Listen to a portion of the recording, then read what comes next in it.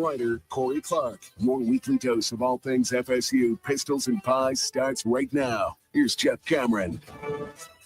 The Seminole Headlines 93.3 Real Talk Radio Warchant TV begins right now. And a good day to you, sirs. That is Ira and Corey that I'm waving to, and to all of you who are, of course, driving about town, listening on 93.3 Real Talk Radio, and or watching on YouTube Warchant TV. We appreciate it. Those of you in the chat.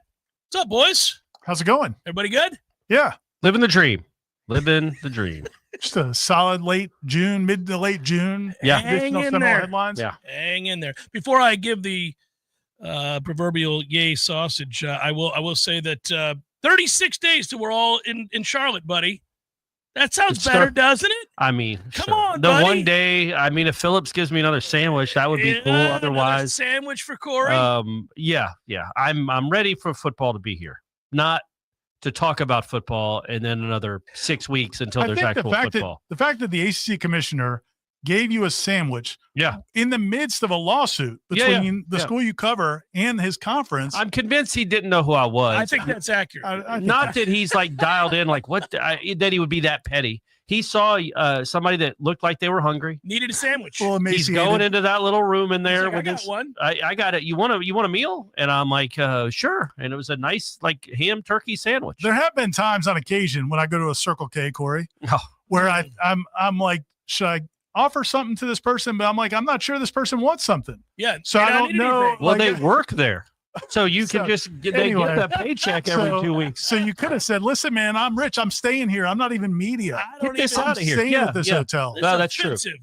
Yeah. Yeah. No, that's true. It would have been another thing he was clueless about. You think you're in a gated community and you can just give me a handout? Hey, don't talk smack about my man. He gave me it was a very nice thing. It was a nice gesture, but that's what I'm saying. This year you might get something better. Yeah. You might get registered sausage. Oh, that would be. Oh, did you see that? Yeah. Yay, sausage. Fire away, Ira. And you can get your registered sausage too. If you're in this part of the country, go to your local grocery store. I was really happy the other day, guys, because I went into Publix.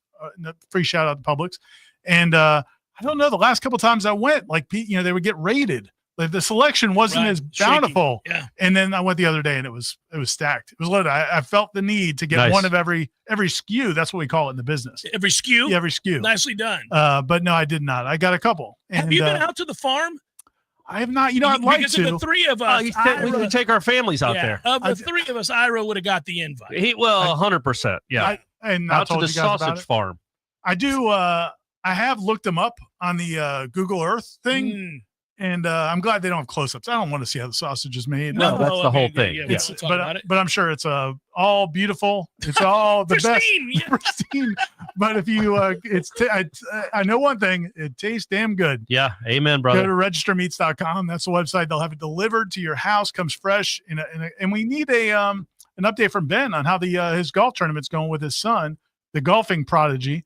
Because he's doing the trick shots over the summer. He hasn't got me any updates, but when he does, I'll share those on social media.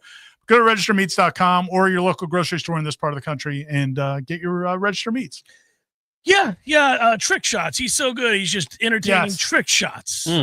That's something. Trick shot. How about 157 irons? That's what I would do with my son. Let's see how close. 150 of these 7 150. Irons. And then you go 158 irons. Yeah. And then we're going to go putt for an hour. Don't worry about trick shots. Yeah. When you get on the tour, you can do all the trick shots you want, buddy. Yeah. Hey, we're already getting asked who we think will be at the aforementioned ACC kickoff. Well, we know Castellanos. Yeah. There's no chance it's anybody else but him and unless, who else. Unless he wants somebody else to have their shine because he was there a couple of years ago. And he was not on the team. That is a tradition. That is a tradition for Florida State quarterbacks. I don't know. Who else I think Tommy Castellanos will definitely be there. It's a good question. I'm trying to think if there's anybody. Shaheem, Daryl Jackson, maybe. Daryl could be. Yeah. No, he definitely could be. And then Shaheem would have been a good candidate until last year. I don't want wasn't him great, and then he's still a starter. He blocked that at PAT 3 years ago. But I'm saying, like, he's lived through a lot of stuff. He'd be an interesting person. I don't think they were thrilled with everything with Shaheem last year. That's probably true. He didn't play well. I wouldn't bring him. They do have a couple of really good, like, people that would be good in terms of just talking to the media. Roydell Williams is super impressive. Deuce Robinson is super impressive. Maybe Deuce Robinson is probably okay. So two guys that didn't play for us last year will be there. Well, I do all of them. I would take Pettibone too. I'd take Pettibone. There's no reason to take anybody off a 2-10 team. You're right. Well, yeah. Just they're crossed off. Yes. Norvell should do that at the meeting where he announces it. All right, well, here's the roster. And everybody that was on the 2-10 team has already been crossed off. You don't get the luxury. Wouldn't it be something if Norvell owned it and said, I won't even be here. Yeah, I'm sitting Gus. Tony White and Gus are going, and I won't even be here. If you're a part of 2-10, I don't want you here, including me. It's not a bad idea. You know, over at Amelia Island, I don't think I mentioned this to you guys, but when he walked Tough in, gig. When he this is the thing. The sacrifices I make for you. We guys. appreciate it. He when he went into the coaches meeting, the football coaches meeting, he started walking to the same chair he sat in for the last 6 years. And then he started walking there, and he said he stopped himself and realized, no, I'm going to try a different seat this year. Good idea. Oh, there you go. And then he has a little breakfast for the media, which I think you've been at before. It's a really nice little thing he does for the local media and a few of the national media, the ones he approves of. And we usually do that in this little restaurant at the Ritz, but he actually moved it outside this time because he didn't want to repeat. So he's changing it all up. So maybe he will skip. It would be cool if he's like, guys, I don't need to be there. Well, you're not going to believe anything I have to say. I just went 2-10. Yeah. He could send Tony. I brought my two coordinators. They're going to take over from here. I'm just a CEO. Let these guys talk about the offense and the defense. And here's two new players as well. We got all the stuff. They get to take three, right? They take three, didn't they? But yeah, I like that he's one of those guys, like I might be, where you think you can jinx some things, and you think some stuff is lucky or unlucky. And it's nice to know that he thinks the seat he sits in has a lot to do with has most to do with 2-10. Covering all his bets. Yeah, that's right. It's kind of like, if you think you look good, you play good, that kind of thing. He's just shaking things up a little bit, maybe so. I didn't envy any of us on this year's staff putting together our top 40. It was tough. I took moments throughout my presentation of the top 40 before I emailed it off to Gene and thought, how's Ira doing this right now? What's Corey doing as he puts together his top 40? How is Aslan? I was copying Ira. How's Aslan staring at the page thinking about number 33? How is everybody on this staff? How is Michael and Matt Lasser? How are they doing right about now? Because it sucked to do. Not because, and we've been over this, Ira, not because there's a dearth of potential talent, but there's a lot of unknowns and a lot of we'll have to wait and see. We're hoping based on previous performance. So I didn't like it. And I especially didn't like when we got to the ones that we unveiled this week, 40 through 36. Right. Because that's never going to be a good list. It's not going to be a good. It wasn't until we looked. Aslan and I looked it up for for Wake Up Warchant, and the ones from 2023. Yeah, it's like Vandravius Jacobs.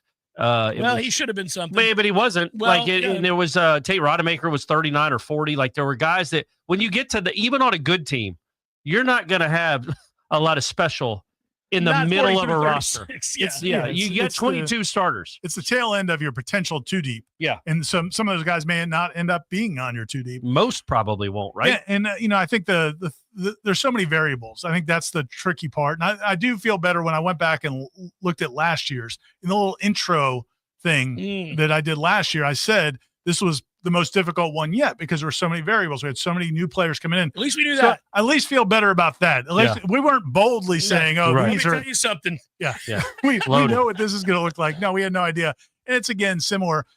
It's just like there's not only variables for all these players, but like the variables have variables. I mean, it's just there's so much unknown, and it doesn't mean it's bad, like you said, but it's just hard to know exactly. Yeah. So I don't know why it just hit me, and I got nervous. I think we have a little of, as they used to say, shell shock from what happened a year ago. So when I saw that you posted on Warchant there that the list was up, I was like, oh, I needed a warning. You didn't tell me ahead of time. I was caught off guard. The folks were coming at us early with this. I was like, I think the other thing when you look at this, like that group, especially that bottom tier, top, bottom 5 guys, that's what we released yesterday, is, there's not the bottom 5. Well, the bottom 5 of the top 40. The top 40. Yeah. We didn't rank 1 to 85. We didn't go to the bottom 5. Maybe we should have. What I would say this is, and this is where I'm going to find a little ray of optimism here, because that's what you do. The list of 5 was not super impressive. I thought, at least I found, I don't know what you guys found when you were doing yours, I found like there was probably in that, to get to that last 5 or 10, there was another 7 or 8 that I could have made arguments with very valid to go in there. And that there have been years, we've been doing this for a long time. There's been some peaks and valleys. 5 didn't exist. Where I'm just like, how am I filling out this way? Like once I got to like 35, I'm like, what are we even doing here? I felt like there's reason to think there's some of those guys that didn't even make the top 40 that can play. Like I had Jacob Rizzi at 26. Yeah. He didn't make, nobody else even had him. I don't have. He didn't make the top 40. Right. I can make an argument. I think he's going to compete for a starting job. And if he doesn't get that, clearly I think you he's are going to making that argument. And I think if he doesn't, I think he's going to clearly be in the 2 deep. But he didn't play a ton last year. He played the second half of the season. He was injured in the spring. New offensive line coach. So there's just variables. Every position, every player, it seems like there's variables. It is a good point for those looking to latch on to some sort of hope, and everybody is after last year. There are seasons during the last decade. We've been doing this top 40 longer than anybody. I mean, it was originated at Warchant. I remember when Gene called me the first time. I was like, hey, I want you to be part of this. I think I was at the Democrat. I think at the time. It was a hodgepodge of people. And he reached out and said, will you do this top 40? And I said, yeah. But some of those years where we just weren't any good at all, last year certainly falls in that category. But I mean, I'm going back to those 6 and 6 years. Man, there were lineups, rosters where you're like, you get to 30 and you were done. I mean, there were 10 guys. You're just making stuff up. You're like, well, I've heard of that guy. He's on the team. I'll put him in at 32 because I got to put somebody on this list. You actually didn't do that this year. This year you did. You actually, I won't say that you're like, oh, I have to take this guy out, even though I think he's no. You weren't doing that. About it. You weren't devastated. Like I think when we're all done releasing the 40 names, and you look at like what last year's was and compare it to this year. Well, I don't remember where Malik Benson ended up last year, but I assume he was top 10. Yeah, definitely. I mean, look, the receivers that are going to be in the top 10 this year have done it. They've done it at a level, like at this level. They've proved they can make plays. Malik Benson hadn't. I don't know where Jaylen Brown was ranked. I don't know who the other receivers were, but I know that like whoever our running back was last year, the top running back, which I assume was Roy Dell. Well, it might be LT. Maybe LT. But Sawchuck's a guy that's Sawchuck, right? That's how we pronounce it. He's done it. He's had 600-yard games in his career. He ran for over 100 against Florida State, a good Florida State team in a bowl game. So at least the unknowns are more known. And different than LT is a perfect example where we thought he might take a jump with Trey Benson moving on, and it really didn't happen. Well, they also stopped giving him the ball. Well, the offense was Cam Davis's at bats. Yeah. Well, that was a little problematic. A little frustrating. He'd go out and have a 9-yard run. You'd just lose. Hey, take the rest of the quarter off. What are we doing here? That Stay was fresh. Frustrating. But well, and also one more thing to note here, just because I get it. Look, last year was a cluster all the way around, but this wasn't a list of guys we think are good. Like, people misconstrue the list. You are tasked with the responsibility of, on this team, who are going to be the 40 most impactful players. Yeah. Okay, so you're guessing a little bit, especially when you get to the non-starters. When you get into the 30s, you were absolutely. And everybody would be. There's nobody else that would have, I know with great certainty number 37 is going to. Nobody has that ability. But what you do is you take the roster you have and you say, well, I think based on, some context clues, like the guy got in 9 games last year. He was in 150 snaps. He got a little better. And you say, okay. What you heard about him in the spring. Yeah, I'll project him to take a step forward. This isn't like, I think the guy I put at 18 is an elite player. You're not doing that. I mean, maybe you do. Maybe there's a few players where you would put that tag on him.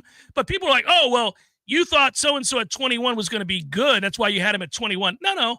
I thought on this team, he might be the 21st most impactful player. It doesn't mean that if you took Georgia's roster and had looked at their number 21 player, the players would be equal. They wouldn't be. Georgia would have a lot better player. Aslan said that on Alabama's site, their punter is number 25. Just throwing that out there, gang. Wow. Get some, Alabama. Yeah. That's not possible. That's what Aslan does not lie. Is he just He's a lot of things, but he's not a lot. He could be. I don't know. Is that from his time in Mississippi? Yeah. What is going on there? But yeah, I mean, I didn't list Chiamento. I didn't list him on my top 40 at all because I didn't either. I'm tired of punting.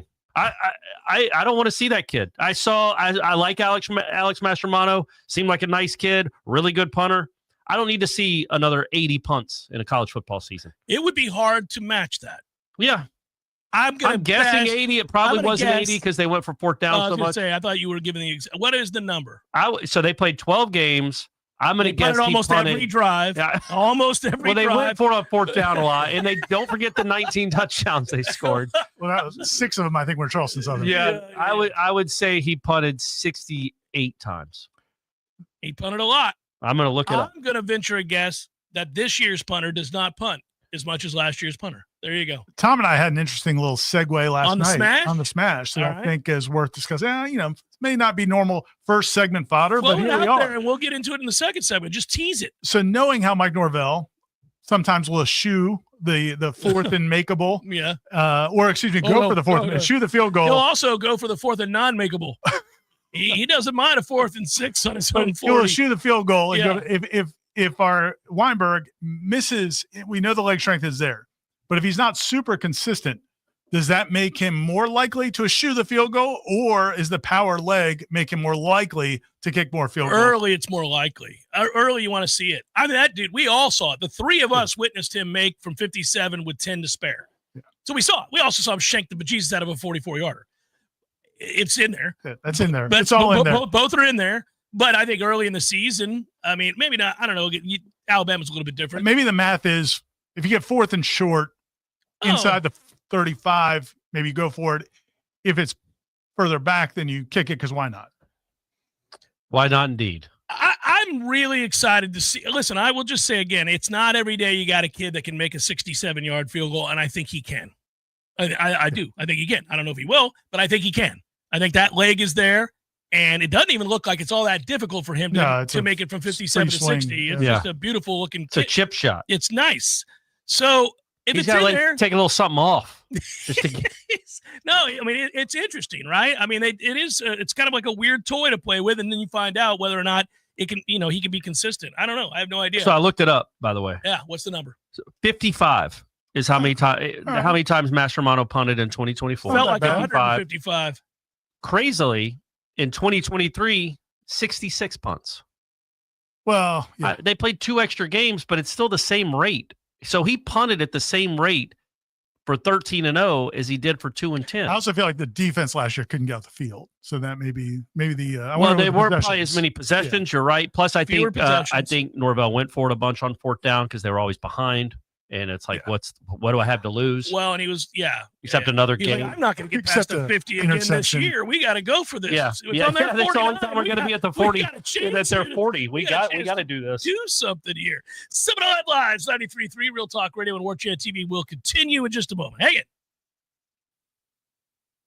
Searching for the best place to spend time outdoors this spring and summer? The Golf Club at Summerbrook has all the amenities you and your family need. Purchase a family pool membership this season and enjoy the most luxurious and relaxing resort-style pool in the entire city with a 6,000 square foot deck, covered pavilion, and poolside drink and food service. You'll feel like you're on vacation. Reserve your pool membership today. Visit the Golf Club at Summerbrook.com or call 850-894-GOLF. That's 894-GOLF.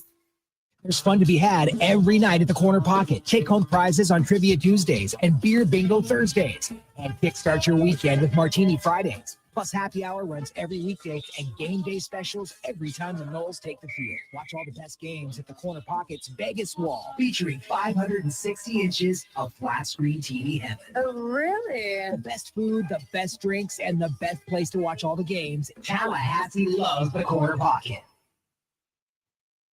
Just in time for summer vacation, get $4,000 bonus cash on Infiniti QX80 and get 2.9% interest for 60 months. It's the luxury SUV that everyone is talking about. And this is the best month ever to step up to QX80 at Infiniti of Tallahassee.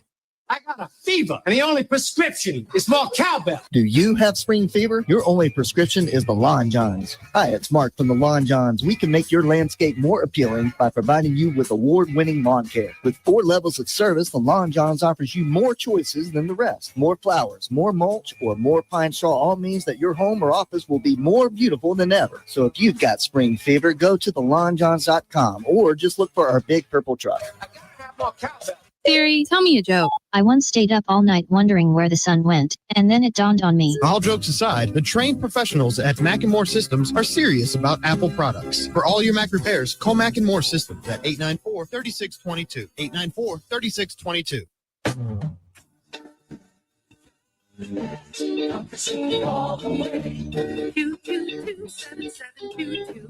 AC and electric is what we do.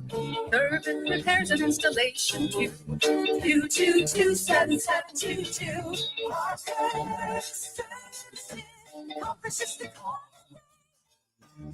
Is your home ready for anything? At Parker Services AC and Electrical, we do more than just keep you cool. We keep your whole home running smoothly. From AC maintenance and duct cleanings to whole home generator installations, we've got everything you need for comfort and reliability. Join our Peak Performance membership to keep your HVAC system in top shape and catch issues before they turn into costly repairs. And with a reliable generator, you'll never be left in the dark again. Call Parker Services today, where comfort is just a call away. Water license number CMC 050334 and EC 1301240. Whidden Glass has been taking care of business since 1945. When you call Whidden Glass, you're dealing with experienced, reliable professionals who offer only the best, like Whidden's top-of-the-line bath enclosures that provide style and luxury at an affordable price. Eye-catching storefronts are a specialty at Whidden Glass. We'll help you design it and install it. Whidden Glass, the first name in glass replacement. Call 222-5781. Life is stressful. Dinner shouldn't be. That motto is why Register Sausage has been doing business in the Florida Panhandle and Lower Alabama for over 75 years. A proud sponsor of Seminole Headlines, Register Sausage always provides the best Southern smoked sausage to over 140 grocery stores and restaurants throughout the Southeast. Headliners have discovered the Register's difference. You can too. To find a store that carries Registers near you or to buy directly, head to registermeats.com. That's registermeats.com. Register Sausage. Yay, sausage!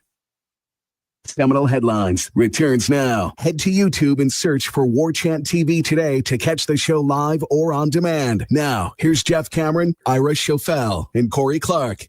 As you guys well know, we don't always get to every question. So I'm actually going to ask a question in the first hour. I don't always do this, but there's a reason. I just was checking the questions on both Facebook and Twitter to making sure we actually did making it. sure you did it, making sure you guys submitted them. And right off the bat, Sir Stuart Wallace kind of made me chuckle, and I thought, that's kind of interesting. You might as well. I'm curious just to hear what your answers are. He says, if you could choose one food that for the rest of your life, when ingested, takes on the nutritional equivalent of a bowl of spinach leaves, what would it be? Pepperoni pizza, ice cream, French fries, Krispy Kreme donuts, you name it. Any food that's terrible for you that would be very, actually very nutritious. Be good for you. Really good for you. Wow. How about that? What's your cheat, Corey? I don't ever eat them anymore. Probably Krispy Kreme donut. Really? Just a glazed Krispy Kreme donut. It's just straight spinach leaves. Only it tastes like Krispy Kreme. Like put them in the microwave for about 8 to 12 seconds. Yeah, that's the one. When the hot donuts now sign is flashing, do you like them particularly when they're hot, or you know? I'll be honest with you, I hadn't eaten them in so long, I forget, but I know that I love them.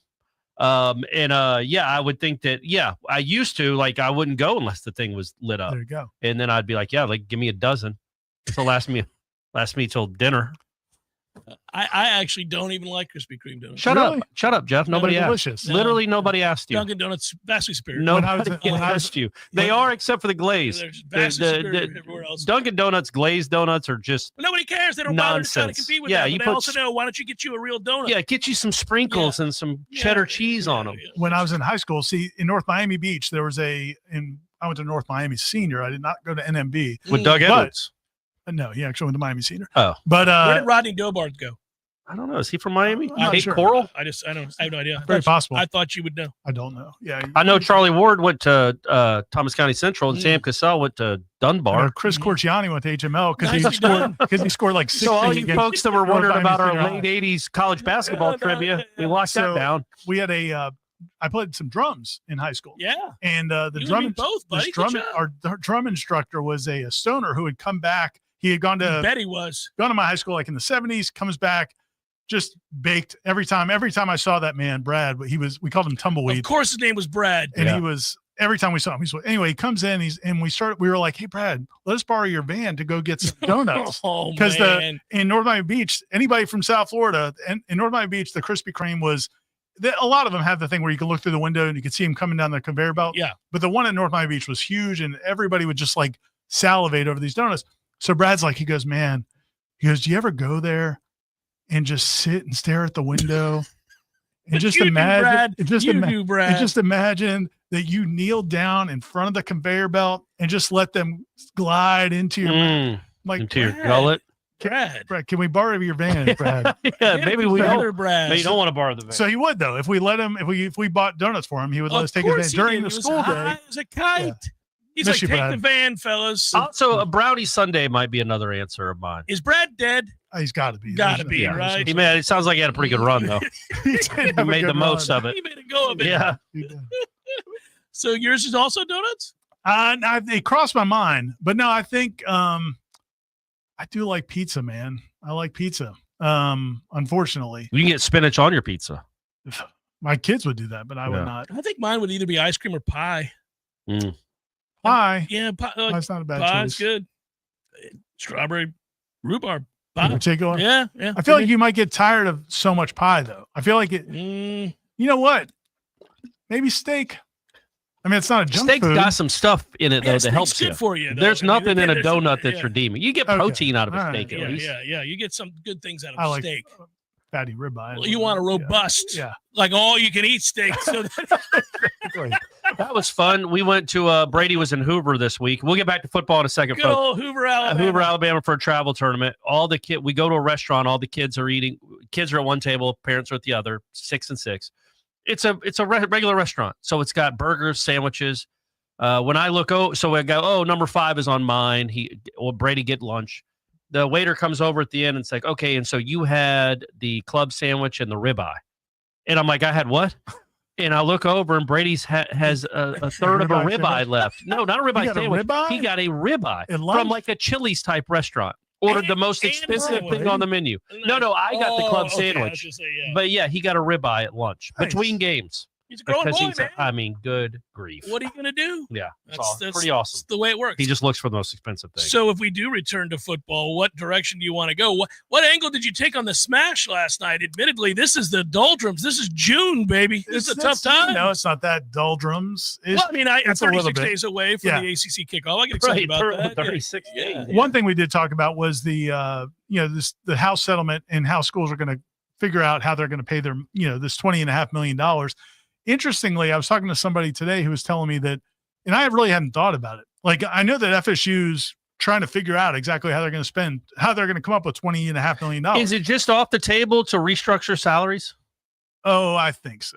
I would Weird. I think it's that like would be how awesome. Congress never votes on term limits. Yeah. Why would they do that? Seems like that would be in order at some point, but I But don't who's know. going to vote for it? They've been making money hand over fist for a very long time in a lot of areas, but no, we can't. Seems cheat. like- What? Yeah. No, we got to take from something else. Tell you what, Mike, you went 2-10 last year. Your salary this Now, year is $8 million. He gave back some of I his don't money. want to get into that. Anyway, but no, I will say this. I think, but you think about how Florida State's doing it. Imagine BC.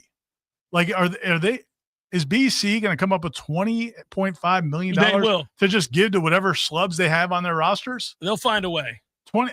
I mean, Who's doing it? Where's it coming that's what from? I'm The saying. hockey alumni? I Flutie? bet you. Flakes? I bet you there's schools in the ACC that are not going to come up with $20 million. You're probably And maybe right. maybe it's $8 million. And why it's not even but how's cost effective to do it at Boston Well, College because nobody cares and then- even if you are good. And then how's that going to change the playing field in some of these games? I think it could be interesting to see what happens. And it's going to be interesting in all sports because everybody's going to divide that money differently.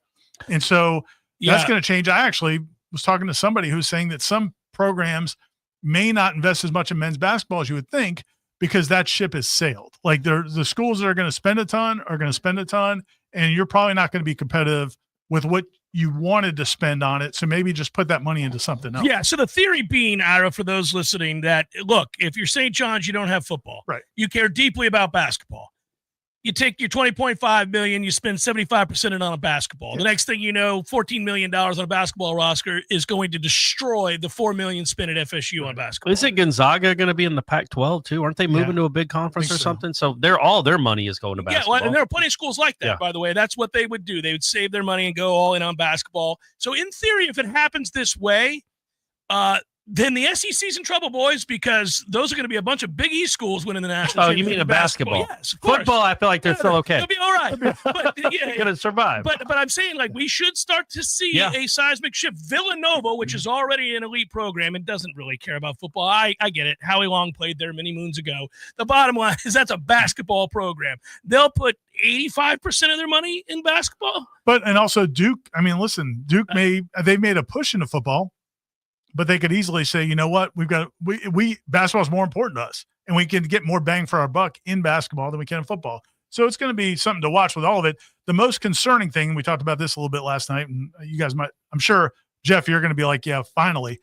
But Michael Alford, when he spoke to the trustees last week, he finally acknowledged he's a little concerned about enforcement. Because, listen, Michael Alford has been, as much as anybody in the college space, been advocating for the House settlement, how much it's going to be better. It's going to, bring everybody to a level playing field. He believes that they're going to be able to do it the right way. And that's all sounded great. But now, last week, he said, yeah, I'm concerned about the enforcement piece because he's already hearing it from coaches. Like the coaches of different sports at FSU are coming back to him and saying, well, this kid says that this school's offering him this. This kid says that this school's offering him that. And they don't make sense in the new model of $20.5 million. Yeah. So I think he's starting to wonder about this salary cap thing. Well, here's what you do. If you are going to be on the up and up, and if you are going to play by the rules. I wouldn't. But if you are. I'm just saying that's. You recommend highly. I would highly recommend we do not play by the rules. But then you're in the same boat. Like you're in the same boat you are now, where you're going to be too far behind financially in some of these sports and against some of these programs. You have to. If Michael Alford really heard from a coach that, let's just say LSU is offering this kid, this starting pitcher, if you're $600,000. Or if you're offering a pitcher, close to $1 million, there's no way in a $20 million salary cap that's going to work. Then turn them in. Announce it publicly. Well, they're allowed to spend $1 million on a pitcher. Well, right. But then if you start counting them, they're doing that. There's no way it makes sense. I'm with you. I have a hard time believing that this is going to play out. I mean, obviously, Michael Alford's starting to see the picture now. We got a problem. This is going to. They're not going to start. Well, you had a problem either way. The current model was a horrible problem. This might be a little less horrible. We'll see. It can't be worse. How could it be worse? It can't be worse. It can't be worse. It can't be worse, but it's not. I don't think it's going to be appreciably better. Well, maybe not, but it could be if people like Michael Alford or Mike Norvell, if they are doing it all the up and up, and they have a recruit tell them, yeah, he just offered me $1.2 million. Well, that doesn't make sense because they only got 19 to spend on their whole team, their whole campus. Well, then, Mike Norvell can talk to us and tell us, yeah, it's funny. I know you hate that we didn't get that quarterback. Well, he told us that LSU offered him $3.6 million. So yesterday, and I talk about this in the bonus hour, this blew me away, and I don't know if I buy it. You let me know if you guys do. You saw the kid at South Carolina, the quarterback. He came out, his dad came out and told Bruce Feldman that they turned down $8 million for that kid who's the Lenoris Sellers, that kid who's starting for them. They turned down $8 million this offseason to transfer from South Carolina. Now, that's stupid.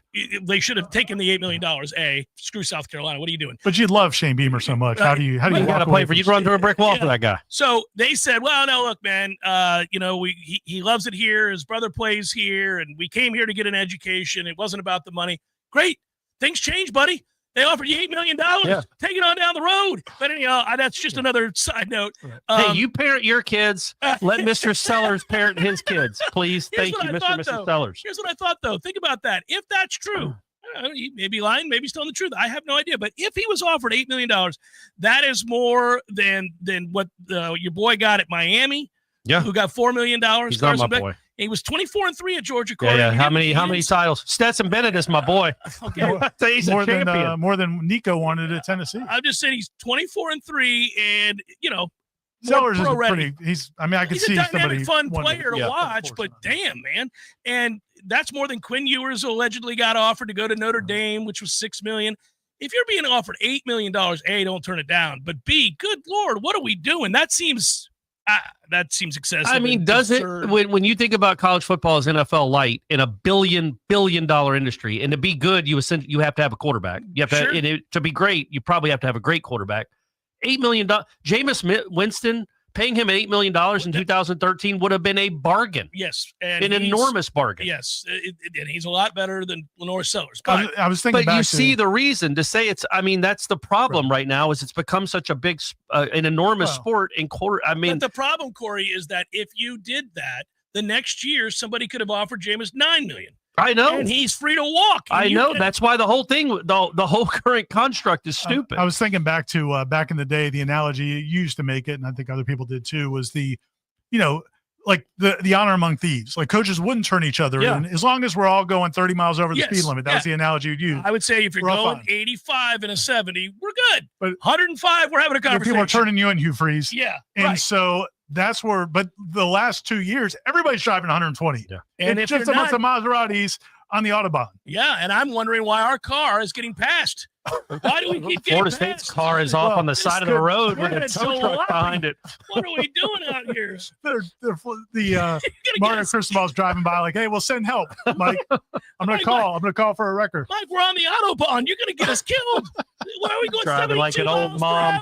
An old mom, 55 in the middle with his hands on the 10 and 2. I do wonder if now Florida State was in, man. They were in it. They were in it until things went crazy, and then things went crazy. Well, don't you think though the enforcement, they're not going to be able to just I think if you publicly shame people, if you're doing it right and you have confidence you're doing it right, then they have to at least answer for it. Jimbo had the craziest press conference maybe in the history of press conferences because Nick Saban said his roster costs $3 million and he went and had the craziest press conference ever. If you say, LSU offered a kid we're recruiting to be a shortstop $1.1 million. Where do they get that money? I don't know. Go ask them. Then it becomes a story. Then they have to come out and say, well, yes, we did, or no, we didn't. And then they at least have to explain it. And then the spotlight is on them. Yeah. It's worth considering. There's no other option.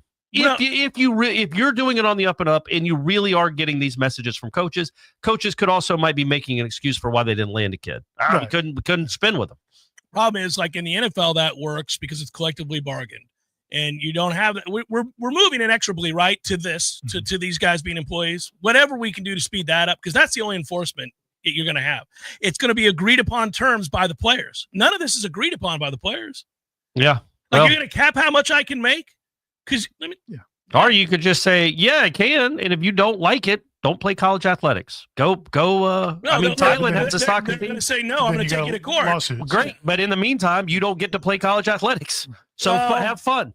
That's not how it works, Corey. But it is how it works. No, because the judge could make a stay and say, no, we can't do that. We just or he might not. Or he might not. Or then you appeal. But we just watched it play out. They're going to lose. And that's what I was saying all along. Now, look, I get it. They had to do something. And this is the beginning. The NCAA is challenging Prairie View A&M's record for consecutive losses in the court system. They've never won one. It's crazy. Seminole Headlines, 93.3 Real Talk Radio, Warchant TV continues in a moment. Your local news now. A motorcyclist was seriously injured and another driver sustained minor injuries. Picture this. It's midnight and you're lying in bed, scrolling through this new website you found, hitting the add to cart button on that item you've been looking for. After 15 minutes, you decide you've done enough damage to your wallet and decide to check out. But you remember that your wallet or credit card is in the living room and you don't want to get out of bed to go get it. Just as you're getting ready to abandon your cart, that's when you see it. That purple shop button. That shop button that has all of your payment and shipping information saved, saving you time while you stay warm in your bed. That's Shopify. And there's a reason so many businesses sell with it, because Shopify makes everything easier, from checkout to creating your own storefront.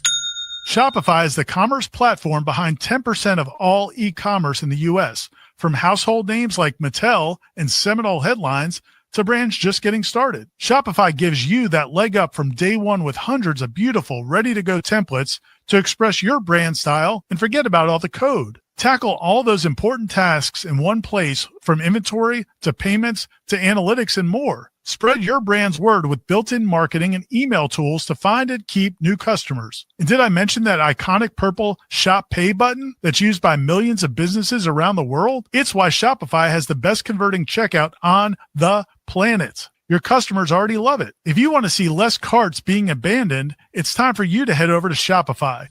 Sign up for your $1 per month trial and start selling today at shopify.com/warchant. Go to shopify.com/warchant. Shopify.com/warchant. youtube.com/warchant. It's up to us to get things right and strive to do more than is expected. You uphold company values. Those values include treating others with respect and understanding we represent Paul's Pest Control on and off the clock. L, look the part. As representatives of this great company, we will always make sure that our image matches the character of Paul's. S, support the team. Every job we do is a total team effort to create a supportive workplace. P, protecting you, your pets, and your property. A, accept personal responsibility. U, uphold company values. L, look the part. S, support the team. Paul's core values. They make us the best. For the elimination of termites and other pests. And a greener lawn, too. Call Paul's. We'll get them all.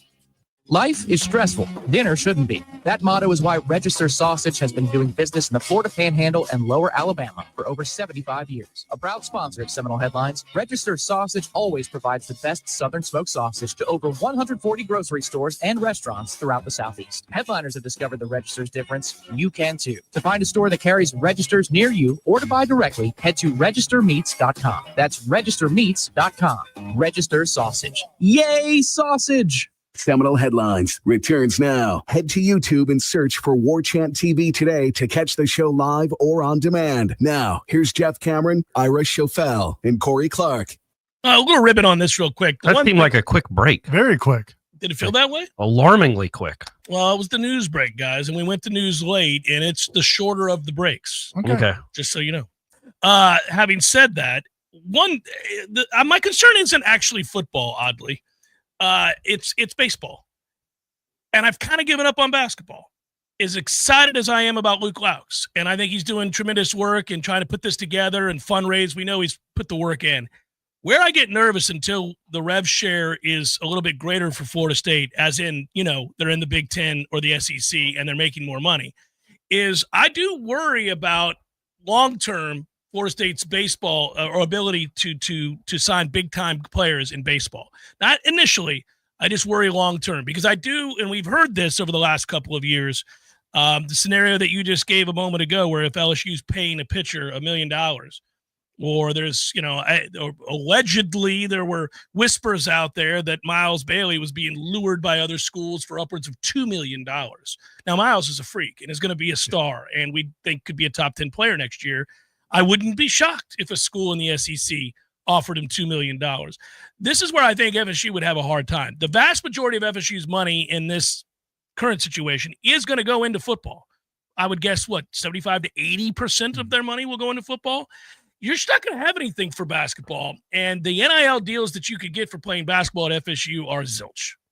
I mean, if we're doing it by the true value of a deal at NIL, I mean, there's no appeal to Florida State basketball. Now, if you go get a national recruit, if you go get the superstar, Cooper Flag, if you go get Cooper Flag, you don't need Cooper the Tallahassee Merchants to give him an NIL deal. He's getting it from Adidas. So I'm worried. Or Scotty Barnes for a more relevant example. Yeah, I just worry that that's something they're going to have a hard time keeping up with, where I'm almost like, well, good luck to you, Luke, and I'm rooting for you, buddy, and I'm going to watch and cover it, and we'll see how competitive then what's happening right now with the House settlement, that shouldn't affect you at all, because that was always going to be a problem.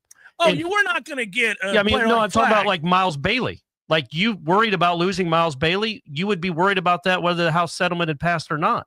You'd be worried more about it, I think, because there is a chance that LSU can't go out and pay somebody $2 million to come play baseball for them for 50 games if they're trying to go win an SEC championship in football. I think there are and that more would be a SEC defensive teams end now than just LSU. They were always the crazy ones, right? They have those but I'm saying, like, it doesn't seem cost effective or even real life if you're getting this amount of money to spend, that $2 million of it would go to a baseball player. I agree with you. So my point is, the House settlement should at least make you rest easy in that it's supposed to be a bit of a guardrail, as opposed to, if it hadn't passed, who knows what there could be a LSU donor that's like, I love that kid's swing. I'm going to give him $8 million. Ben McDonald could give him $8 million to watch him hit. So I think that at least gives me a little more. It should be good. It's better news for the smaller sports, I think. I can see it both ways. On the one hand, I do think, because the one part we haven't really talked about, I guess it was like a month ago, Ross Dellinger reported that from Yahoo reported that there's going to be like real serious consequences. It's not just going to be a slap on the wrist. You lose some recruiting visits or It's whatever. jail time. It's legit. It's a year in jail for everyone involved. And we all know if you go to jail for overpaying an athlete, this could go bad. I mean, you really.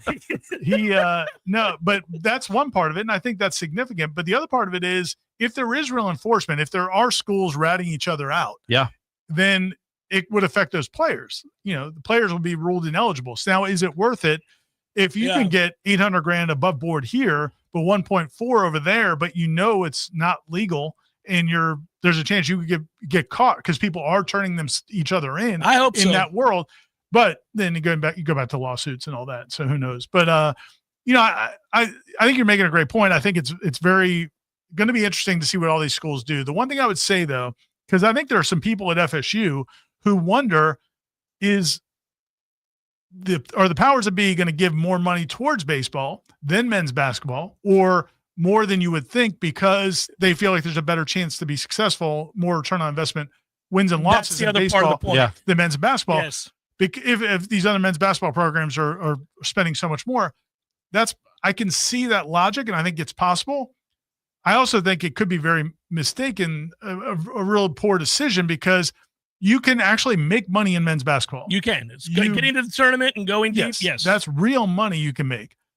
Not so much in baseball. And also the new TV, the way they're doing the ACC contract now, you get more money based on television ratings in men's basketball.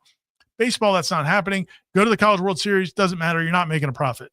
So maybe you're breaking even, best case scenario. So I still think you got to pour money into men's basketball, but I get the idea. If you can't win. It's like you pour money into men's basketball to make a few extra million, maybe. And I'm not trying to say that dismissively, but do you have a real chance to win a national title at the expense of you do have a real chance to win a national title at a sport that this community loves and this fan base is desperate and part of it. They love baseball around here more than they do basketball. Yeah, so it's like you got to say that, and I agree, man. But if Florida State had an 11,000 seat, 12,000 seat baseball stadium, I do not think it would be full all the time. No, of course not. No, it's not full in Arkansas. That's impossible to do. It's not. But other than like flipping Truist Park, most major league stadiums aren't full all the time. But I think that and the revenue is not the same. They charge more. It isn't, but it's like. Okay, what are we doing this for? Right. Do you want to go win a championship at a sport that a lot of your community loves, or do you want to go try to be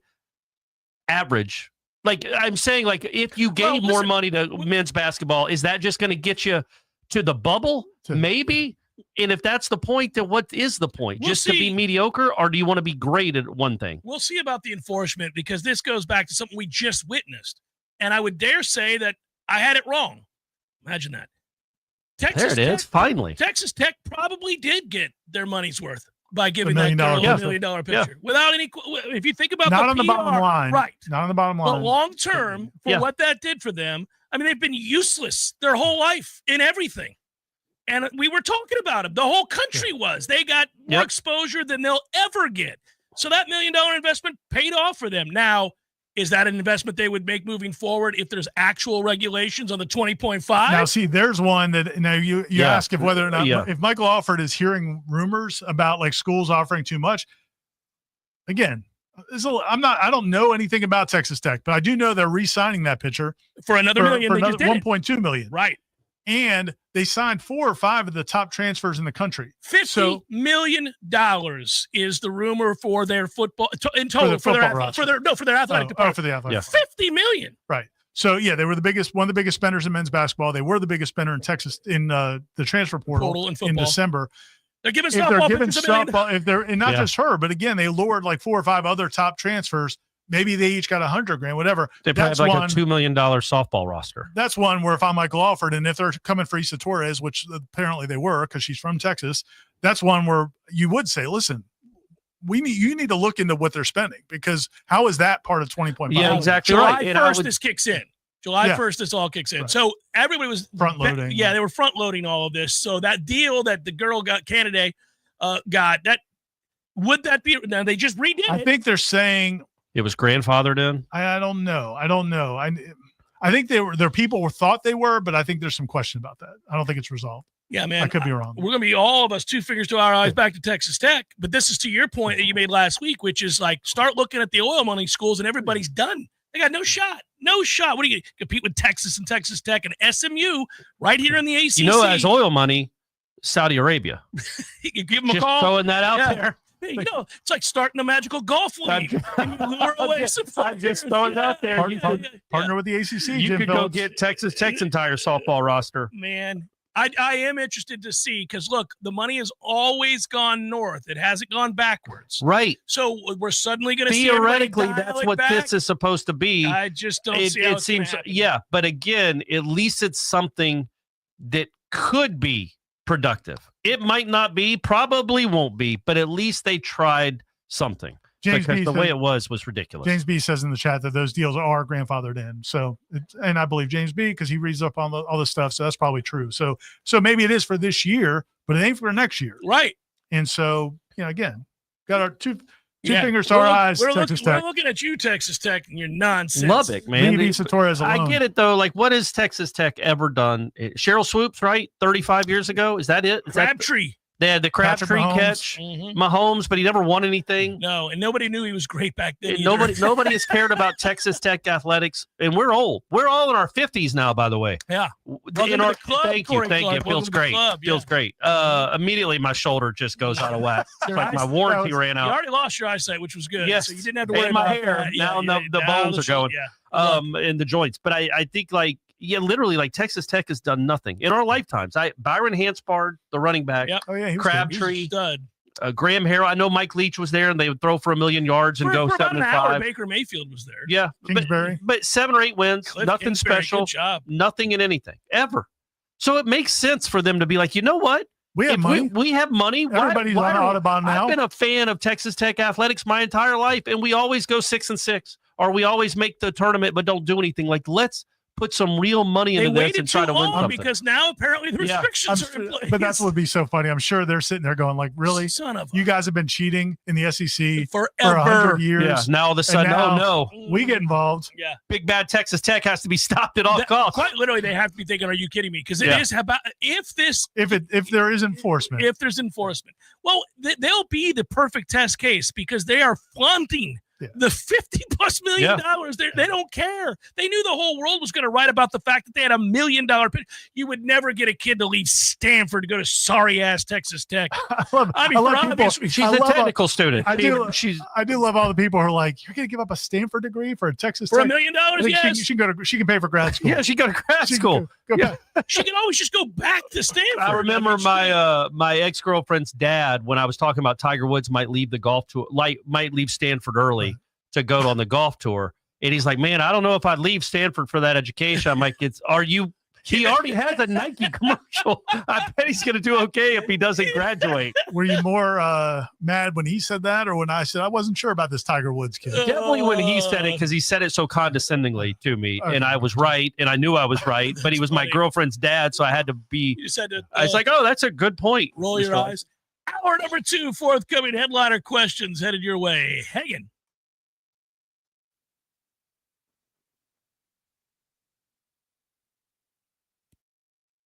Hey, this is for my homeowner friends out there. You know who you are. When you get your grass cut, you're going to inspect the work, make sure it's good, get your house painted, check around every corner and edge, make sure that's done right. Get a new roof, got to get eyes on those shimmering new shingles. Get your septic tank cleaned. Bet you're not popping your head down in there to take a look around. You got to trust it's done right. I'll make it easy. Go see my friend Greg Miller, Miller Septic. They're my guys. I trust them, and you can too. MillerSeptic.com. That's it. That's the commercial. That's the whole thing. Check them out. It's MillerSeptic.com. This week's Legacy Moment brought to you by Cornerstone Memorials remembers Officer Miguel Santiago, a beloved member of the Tallahassee Police Department. Known for mentoring teens and walking neighborhood beats with purpose and pride, Officer Santiago believed policing was about presence, not power. After his sudden passing in 2022, hundreds attended his vigil. His dedication lives on in the Explorer program he helped launch for local youth. We salute Officer Santiago, a true hometown hero. This has been a legacy moment, honoring the lives that shaped Tallahassee. Sponsored by Cornerstone Memorials. helping families honor their loved ones with dignity and care. Find out more online at cornerstonememorials.org. Do you know of a Tallahassee legacy that should be shared? Text the word legacy to 850-386-8255 to submit your story for the Cornerstone Memorials Legacy Moment. My brother-in-law died suddenly, and now my sister and her kids have to sell their home. That's why I told my husband we could not put off getting life insurance any longer. An agent offered us a 10-year, $500,000 policy for nearly $50 a month. Then we called SelectQuote. SelectQuote found us identical coverage for only $19 a month, a savings of $369 a year. Whether you need a $500,000 policy or a $5 million policy, SelectQuote could save you more than 50% on term life insurance. For your free quote, call SelectQuote at 1-800-743-8080. That's 1-800-743-8080. Or go to SelectQuote.com. 1-800-743-8080. That's 1-800-743-8080. SelectQuote. We shop. You save. Full details on example policies at selectquote.com/commercials. Many orthodontists in Tallahassee can straighten a smile, but at Birch Orthodontics, they're dedicated to providing the finest care possible. The experienced and friendly staff is trained in all of the latest techniques. So whether you need standard treatment like braces or Invisalign, or you have a more complicated case requiring extra attention, Birch Orthodontics is here for you. Set up your free consultation today by visiting birchorthodontics.com, BURCH orthodontics.com, or call 850-877-1692. At Birch Orthodontics, they create beautiful smiles that last a lifetime. WVFT, Grant, Tallahassee. This is Real Talk 93.3. You're listening to Seminole Headlines with Ira, Corey, and Jeff. Stay tuned for more headlines coming up next. Your sports action update on Real Talk 93.3 with all the latest odds from Vegas. Zach Littell on the mound today for the Tampa Bay Rays, $1.32 favorite against Dean Kramer of the Orioles, plus 108, 9 over the total. Littell 6-6 with a 3.84 earned run average. Spencer Schwallenbach on the mound with the Braves, $1.37 favorite at home against David Peterson of the Mets, 8 over at Truist Park. The Mets are the favorite to win the National League East Division at minus 165, have dropped 3 consecutive games. Florida Panthers can hoist the Stanley Cup for the second consecutive year with a win tonight at home. They're laying $1.55 against Edmonton in Game 6 of the Stanley Cup Final, 6.5 under the total.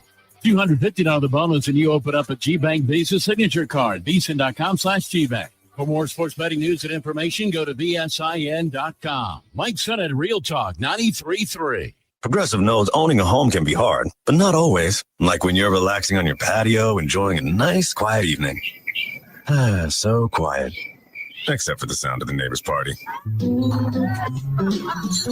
Which you said you'd go to if you weren't busy. And your quiet night on the patio, that's not exactly busy, is it? Maybe you should just stay inside. At least Progressive's Home Quote Explorer lets you easily compare rates, so shopping for insurance is the easiest part of owning a home. Progressive Casualty Insurance Company affiliates and third-party insurers. Comparison rates not available in all states or situations. Prices vary based on how you buy. Okay, raise your hand if you want to make your life a little bit easier. Great. Now raise your other hand if you like to be comfortable. Perfect. Now that you have both hands raised, imagine putting on your shoes. And that, folks, right there is your answer to an easier, more comfortable life. Go hands-free with Skechers Slip-ins. This is footwear you don't need your hands to put on. They can be raised in the air, and you can just step it and go. Why don't you experience what people can't stop talking about? Life-changing Skechers Slip-ins. Get your Slip-ins at a Skechers store, Skechers.com, or wherever stylish footwear is sold. Tired of spending money on bug spray and inhaling all those fumes every time you want to go outside? Treat your yard so you can stop spraying your kids. Paul's Termite and Pest Control has a solution to this persistent problem. Paul's has a program which seeks the grounds, flower bed, and shrubs. Paul's controls pesky mosquitoes year-round, which means you can take back control of your yard. Not only are mosquitoes a physical irritation, they also pose a potential health risk to people and pets. With Paul's targeted techniques, you can rest assured that your yard will be protected and your afternoons will stay fun. Take back your yard. Don't let mosquitoes interrupt the fun. For more information, go to callpauls.com. For the elimination of termites or any other pests, And a greener lawn, too. Call Pauls. We'll get them all. Pauls can help eliminate fire ants from your lawn, too. We'll help you take your yard back. On the front lines, fighting the insanity of the woke, it's Matt and Brett Oster with America in View. Matt, Florida has become the world leader for freedom, and I love being in the studio with you every week where we are reinforcing the conservative movement with truth, the Constitution, and a little redneck common sense. We're waking the woke. That's right, Brett. We enjoy talking politics and what's going on in the world. We're bringing our take on the issues, doing our best to fight for freedom. So tune in every Friday at 4 p.m. on Real Talk 93.3. From the championship stage to coaching change and everything in between, Warchant.com remains your home for the best FSU football coverage in the business. Brutally honest columns and features, market-leading multimedia presence across video and podcast, the largest FSU fan community with a staff that combines for over 100 years of experience covering the Noles. When change comes, Warchant.com is your home for analysis from every angle. Warchant.com, your ultimate Seminole sports source. Sign up today. It's time for Seminole Headlines, featuring Warchant.com's Jeff Cameron, managing editor Ira Schofel, and senior writer Corey Clark. Your weekly dose of all things FSU, pistols and pies starts right now. Here's Jeff Cameron. Hour number 2, Seminole Headlines and headliner questions coming your way. I'm Jeff. There's Ira. There's Corey. And as always, we say thanks to Dr. Birch. Birch Orthodontics. Been on board as a supporter of Headlines for a long time now, and we gladly tell you about the fine work they do at Birch Orthodontics, if I can speak English. We are on the finishing touches with everything now. It's done. Good. My time is done. I'll always love Birch. You'll have I'll grandkids. always talk about. You'll have grandkids at some point. That's right. Is she still practicing? They're going there for sure, no doubt. Exchanged some good emails with Dr. Birch. Oh, nice. Yeah, and this was awesome to hear. Again, we've talked about this before. It's not just a great orthodontist practice. Dr. Birch does so many great things for the community. We talked about the things she's donated to the schools. Yeah. Been in business for over 20 years in the community. Acts as a active in the counselor. community.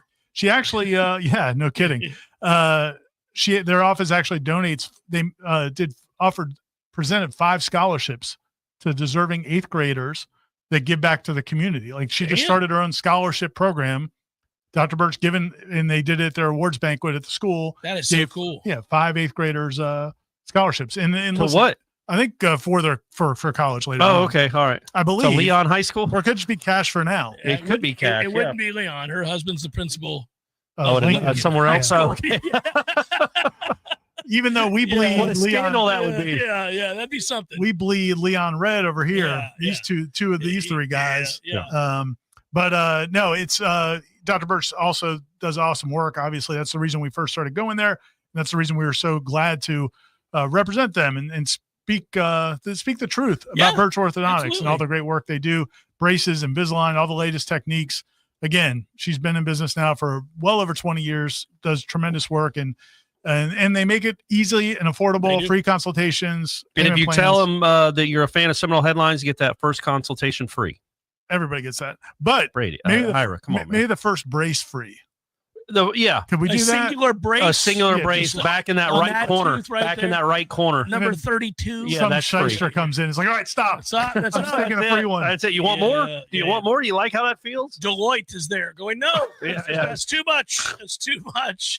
Burke leads us off and says, what's the biggest lesson you think Mike Norvell has learned in the last 18 months? Not to sit in that seat at Amelia Island. Yeah, that's right. He did learn a big that. one. And to have breakfast outside, right? I wonder. Real quick, Nathaniel Hornblower is putting you on blast, Corey, in the chat. Uh-oh. What did I say? Says you posted the Facebook prompt all of like 12 hours ago. Yeah, I did. Well, Nathaniel got his question in, though.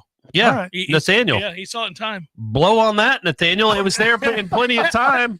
I thought he was explaining why he didn't have his question. No, I just saw it a moment ago. So I had a long drive last night from Hoover to Atlanta, then Atlanta to Tallahassee. But I made it. Yeah. That's what I do. Yeah, that's what I do. You're going to bed early tonight, buddy. Well, you won't. I know. Well, I'll make it last. I'll take it. So, what do we think? His greatest lesson, the biggest takeaway Mike Norvell has from these last. Don't take kids based on potential. Look for production. In the portal, anyhow. The team definitely seems to be. And also, don't just assume that the culture that you cultivated or try to cultivate it is being spread from your position coaches on down, or that it's there. It's just going to happen. It's just going to happen. Like that's on you, man. I'm not blaming Adam Fuller that his team didn't play that hard at times last year. I blame on the head coach as much as I blame Adam Fuller. Let it happen. Honestly, though, I do wonder. I mean, these tough lessons to have to learn when you're going through it. Sometimes it's hard to see it when it's happening to you. I do wonder if he has regrets. I mean, obviously he fired people, had no choice. Coaches don't like to fire people typically unless their personality clashes to the extent that, it's untenable. I would say that when you see something, they always tell kids these days, see something, say something. And if you see something early on, don't sit idly by assuming, to your point, that guys are going to get that fixed, man. I would have been looking at my offensive line last year going, oh, well, this ain't gonna get it done. We got it. We got some issues here. I've been looking at Adams' unit on defense and going, are you just not going to run to the ball? Well, you're just going to watch guys not run to the ball. But the season has already started. I think. But I'm saying you can make also were there signs before that? And I think with the offensive line, in hindsight, I brought this up on Wake Up a couple weeks ago. Like, he needed to have some forethought that second half of that season, really the whole season, that offensive line wasn't very good and they couldn't run the ball. No. In that Pitt game is a perfect example. They didn't have their 2 top wide receivers. They really only had like 3 receivers. Destin Hill's out there catching a ball, limping for 35 yards. They had no people to throw the ball to. They had Trey Benson in their whole starting offensive line, and they could not run it when they absolutely had to run it. He hit one big run. Once people realized Jordan wasn't going to keep it. He hit one big run, and it's like, okay, then you saw the Georgia game, and I know that was a disaster, but that offensive line all played, and they didn't do anything in that game either. Well, so maybe you could have had some forethought to be, well, man, just because we don't have our starting quarterback doesn't mean we shouldn't be able to move the ball against Florida or move the ball at all against Louisville.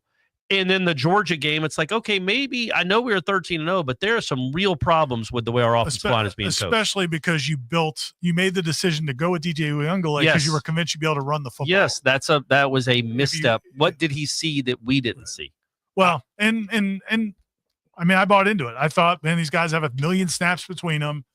They'll be able to run the football. That's what I meant in hindsight. And I thought it's easy for me to say DJ would be a little bit more of a threat than he was. And once he was not a threat, it was all done. Do you think this is where I think that he would have been shaken to the core? And this is why I think it's going to be a very fascinating season and attempt to come out of it. And let's hope he does.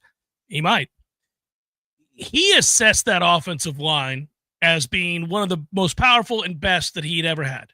Yeah. Use those words. Buddy, given how bad they were, I wonder if you would then look in the mirror and say, well, how come I thought that? Why did I think that? I'm a good football coach. I've been successful. What I've assessed in the past has worked. See my track record as an OC. See my track record as a head coach at Memphis. See what I built. We were at practices, and we would talk about how many runs spit out in terms of the big runs at practice. I mean, they would have. It wasn't like they were getting stoned every day at practice. Yeah. I don't think he realized that the defensive line wasn't nearly as good as he thought, and it just kind of spins apart. Anyway, we don't have to but I think that I just wonder. Yeah, no, I think he's probably he's certainly. But I would say this, going back to your original point, seeing things earlier, there's no doubt, there's no doubt, 0% doubt, 0.0% doubt that he saw things he didn't love about some of those coaches over the last 3 years. There's no doubt about it, because there's things that we saw, there's things that people in the staff, people in the program that I would hear from other people, there were things that they didn't like about everybody that got fired. But I think he put such a premium on camaraderie and you're winning games, and you're winning games, and just stability. It'll be and stability, that he felt like, okay, we'll overcome that. And it's like, yeah, man, that's not pursuing excellence. Yeah, this is a good point you're making, because I think the other problem head coaches have, all head coaches we saw it with the one previous the one national title. Yeah, they have huge egos. They have to be confident men. They have to believe, look at what I've done. I've created this. I've moved up the ladder. I've won. I obviously know what I'm doing. Well, when you have a situation in which you have to fire guys, that reflects poorly on you. Mm-hmm. And so I think coaches, especially you guys you've gotten raises for. Yes, you got them raises. You hired them. You believed in them. And so even when you witness something you don't like, think about it in your own life. That's fair. It'd be very difficult. Like if all of a sudden Corey just stopped preparing, or you or whatever it was, or me, whatever, right? Are we supposed to prepare? Well, have a clue what we're going to talk about. Okay, all right. Just show up like Stop being funny. If all of a sudden you didn't know who the players were, right, and it was evident you didn't have a clue what you were talking about because you weren't paying attention at all. You were doing other things, and we kind of knew it. But nobody wanted to call you out because you've been great on this show. We've had a successful camaraderie and a run. Yeah. It would be tough at some point. Like, you'd have to be like, well, which one of us is going to pull him aside and say, hey, man, you're not doing your job. Why did I have to be the example? It could have been Ira. It could have been me. But it was me, wasn't it? It was me. The problem is, this is what coaches do. And you're right, 100%. We've seen a lot of coaches here, and there's tons of coaches elsewhere. We've seen it where it's easier to just keep your staff and keep paying them more. It's especially when they're winning. Especially if you're having any success at all, than it is to really critically look at them and say, are we good enough? Are we good enough at that position? Right. They don't want to do that. They want to just keep everything the way it is, keep it moving, and they end up paying the price. Look at the staff Jimbo ended up with here. It's also crazy that it keeps being the old line. Like nobody was going to hire Rick Trickett. But it wasn't just he hired Bill Miller to coach linebackers. But I'm saying, like, Rick Trickett, that offensive line got so progressively bad. Well, while you're getting the Derwin Jameses and Dalvin Cooks of the world everywhere else, you can't get any good offensive linemen to play for you. He also failed to get anybody a quarterback afterwards. Sure, but the offensive line became a disaster. Sure. That Willie Taggart had to take over that disaster. But it's like, what? Because he's your friend and you've known him for a while and you know he can coach. Like, it's tough. It's hard to take a step back and be like, sorry, man, this isn't good enough. Well, the problem is too, is that the guys that are unwavering in their efforts to always be better, obviously they're a little bit maniacal. They're hard to be around. They're not easy people to hang out with. I'm sure Michael Jordan was an a-hole to be around. We know it. Jerry Rice was. All these guys were, right? Where they're constantly pursuing the next great thing. They're singular in their focus.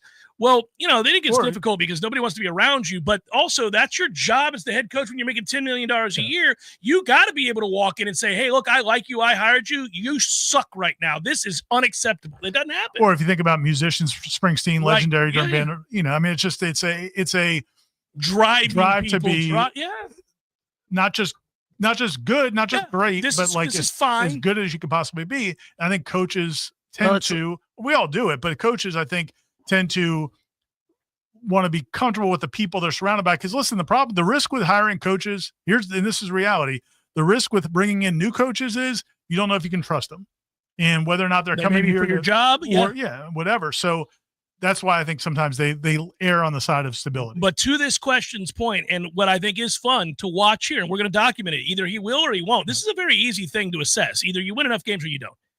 But what I think is fascinating is that when you learn a lesson as hard as he had to learn this lesson, people don't go 2-10 after going 12-0 in the regular season. It doesn't happen.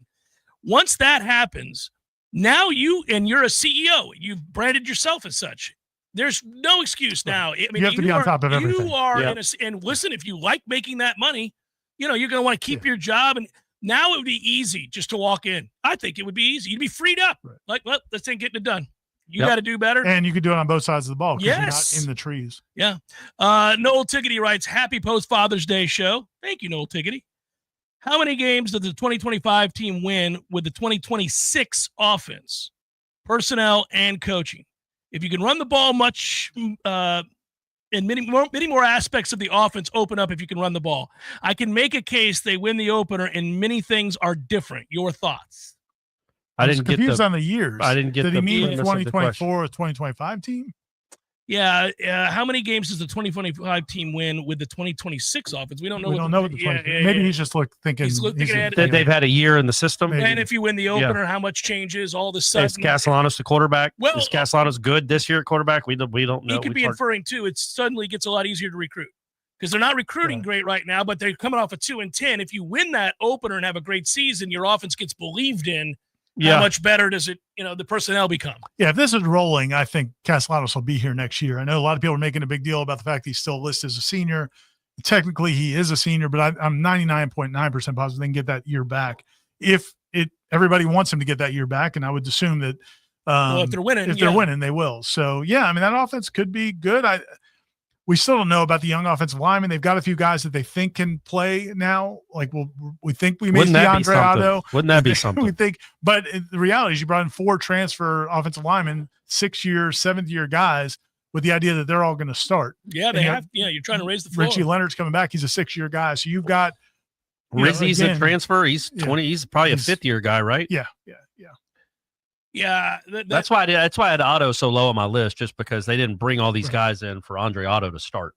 Yeah, but it'd be nice if he broke through and I started. think he's pushing the envelope. That would be great. Yeah. Wouldn't that be something? He's the lone guy. Walter writes, "Hello, fellas. Who's the better former Steeler, East Texas A&M's Dwight White or Kent State's Jack Lambert?" How about that? Yeah, Jack Lambert. Yeah, but I didn't realize that. I don't think I realized Jack Lambert went to Kent State. I did not either. No. Huh. So did Nick Saban, right? That seems right. I think he played it. Isn't Jack Youngblood from like Lake City or something, somewhere up here? The one that went to played at Florida, right? People are going to tell me in the chat, but he like right down the road. Oh shoot, there was something else I was gonna. What were we talking about before that though? The many mistakes Mike Norvell made. Yeah. Me not being prepared. The offense. Yeah, Corey not knowing anything he's talking about. Oh no, in the chat somebody mentioned that how often Saban fired coaches. Yeah. The other thing about Saban, and I didn't really know this until the last year or two. They would run from him too. Like they would gladly be fired. Oh yeah, well, but also it's the playbook, the offensive playbook, and I believe both sides of the ball. Those are Alabama's playbook. When he hired a coordinator, you may have known this. He didn't hire a coordinator and let them run their offense. They had to learn the Alabama playbook, because he was not going to make his players learn all the terminology. Well, that's smart. It is smart, and it also sends a message right away of how expendable you are. Yeah. Yes, like I'm not hired. Like when they hired when Willie hired, what's his name is the offensive coordinator, Kendall Briles. Kendall Briles came in with a whole new offense. Like Willie didn't even know what he was running. Yeah, they didn't have a playbook. They had to learn the names of the plays, and it's like, that should be the other way around. You learn what we call these plays because you're at the mercy of that coordinator. Saban was like, no, you guys are going to run our plays, and if you want to add plays to it, we'll look at it and we may add. Which some he did plays. allow for him. Yeah, he did, but it wasn't like you just bring in whatever you want to do. And we all adjust to you, and I think that's like again, the guy was probably pretty wise. Nick worked out. He did. It turned out to be a proof really of concept. Him and Belichick, really. It seems like they worked out for the most part. I once asked Belichick here in his later years. Sorry, go ahead. I once asked Jimbo Fisher, and he wouldn't mind me saying this because it was not on the record per se, but it was nothing salacious. I said, "Hey, what was it? You shared plenty of things off the record. Yeah, you already. And also, this was one of those days where he was in a good mood, and we were having a civil conversation.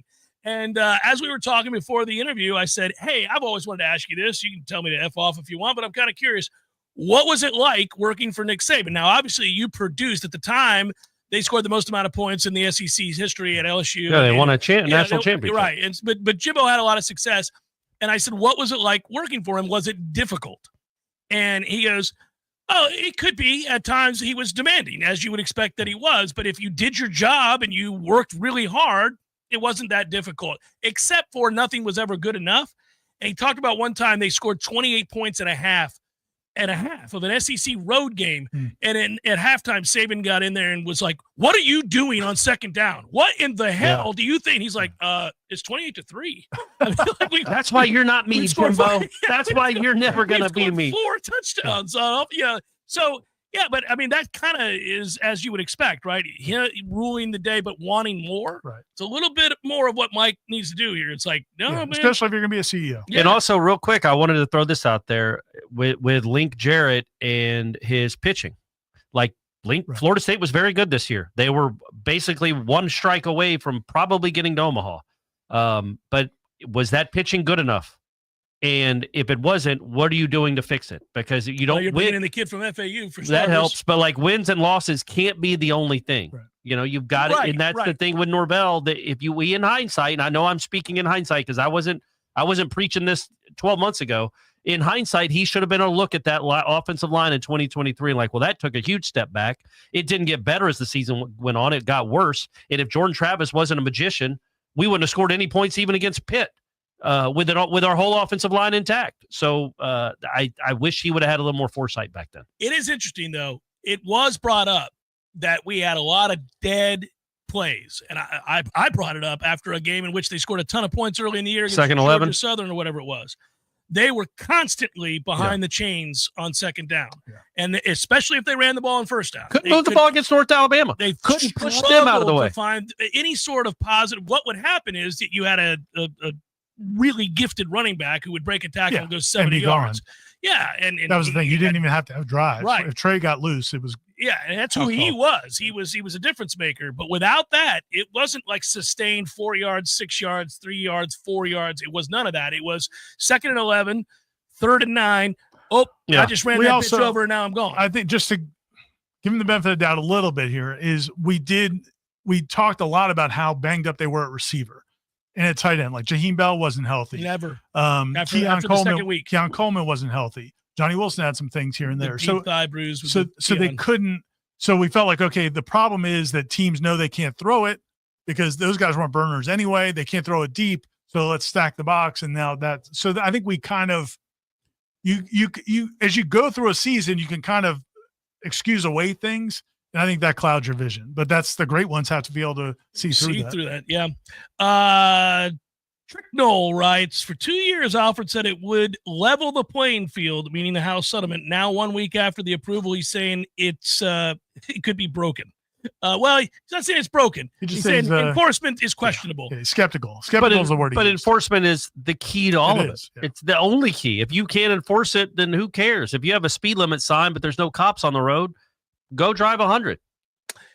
Yeah, I got a text from somebody who's listening that talks to people, coaches and things like that. And apparently they do.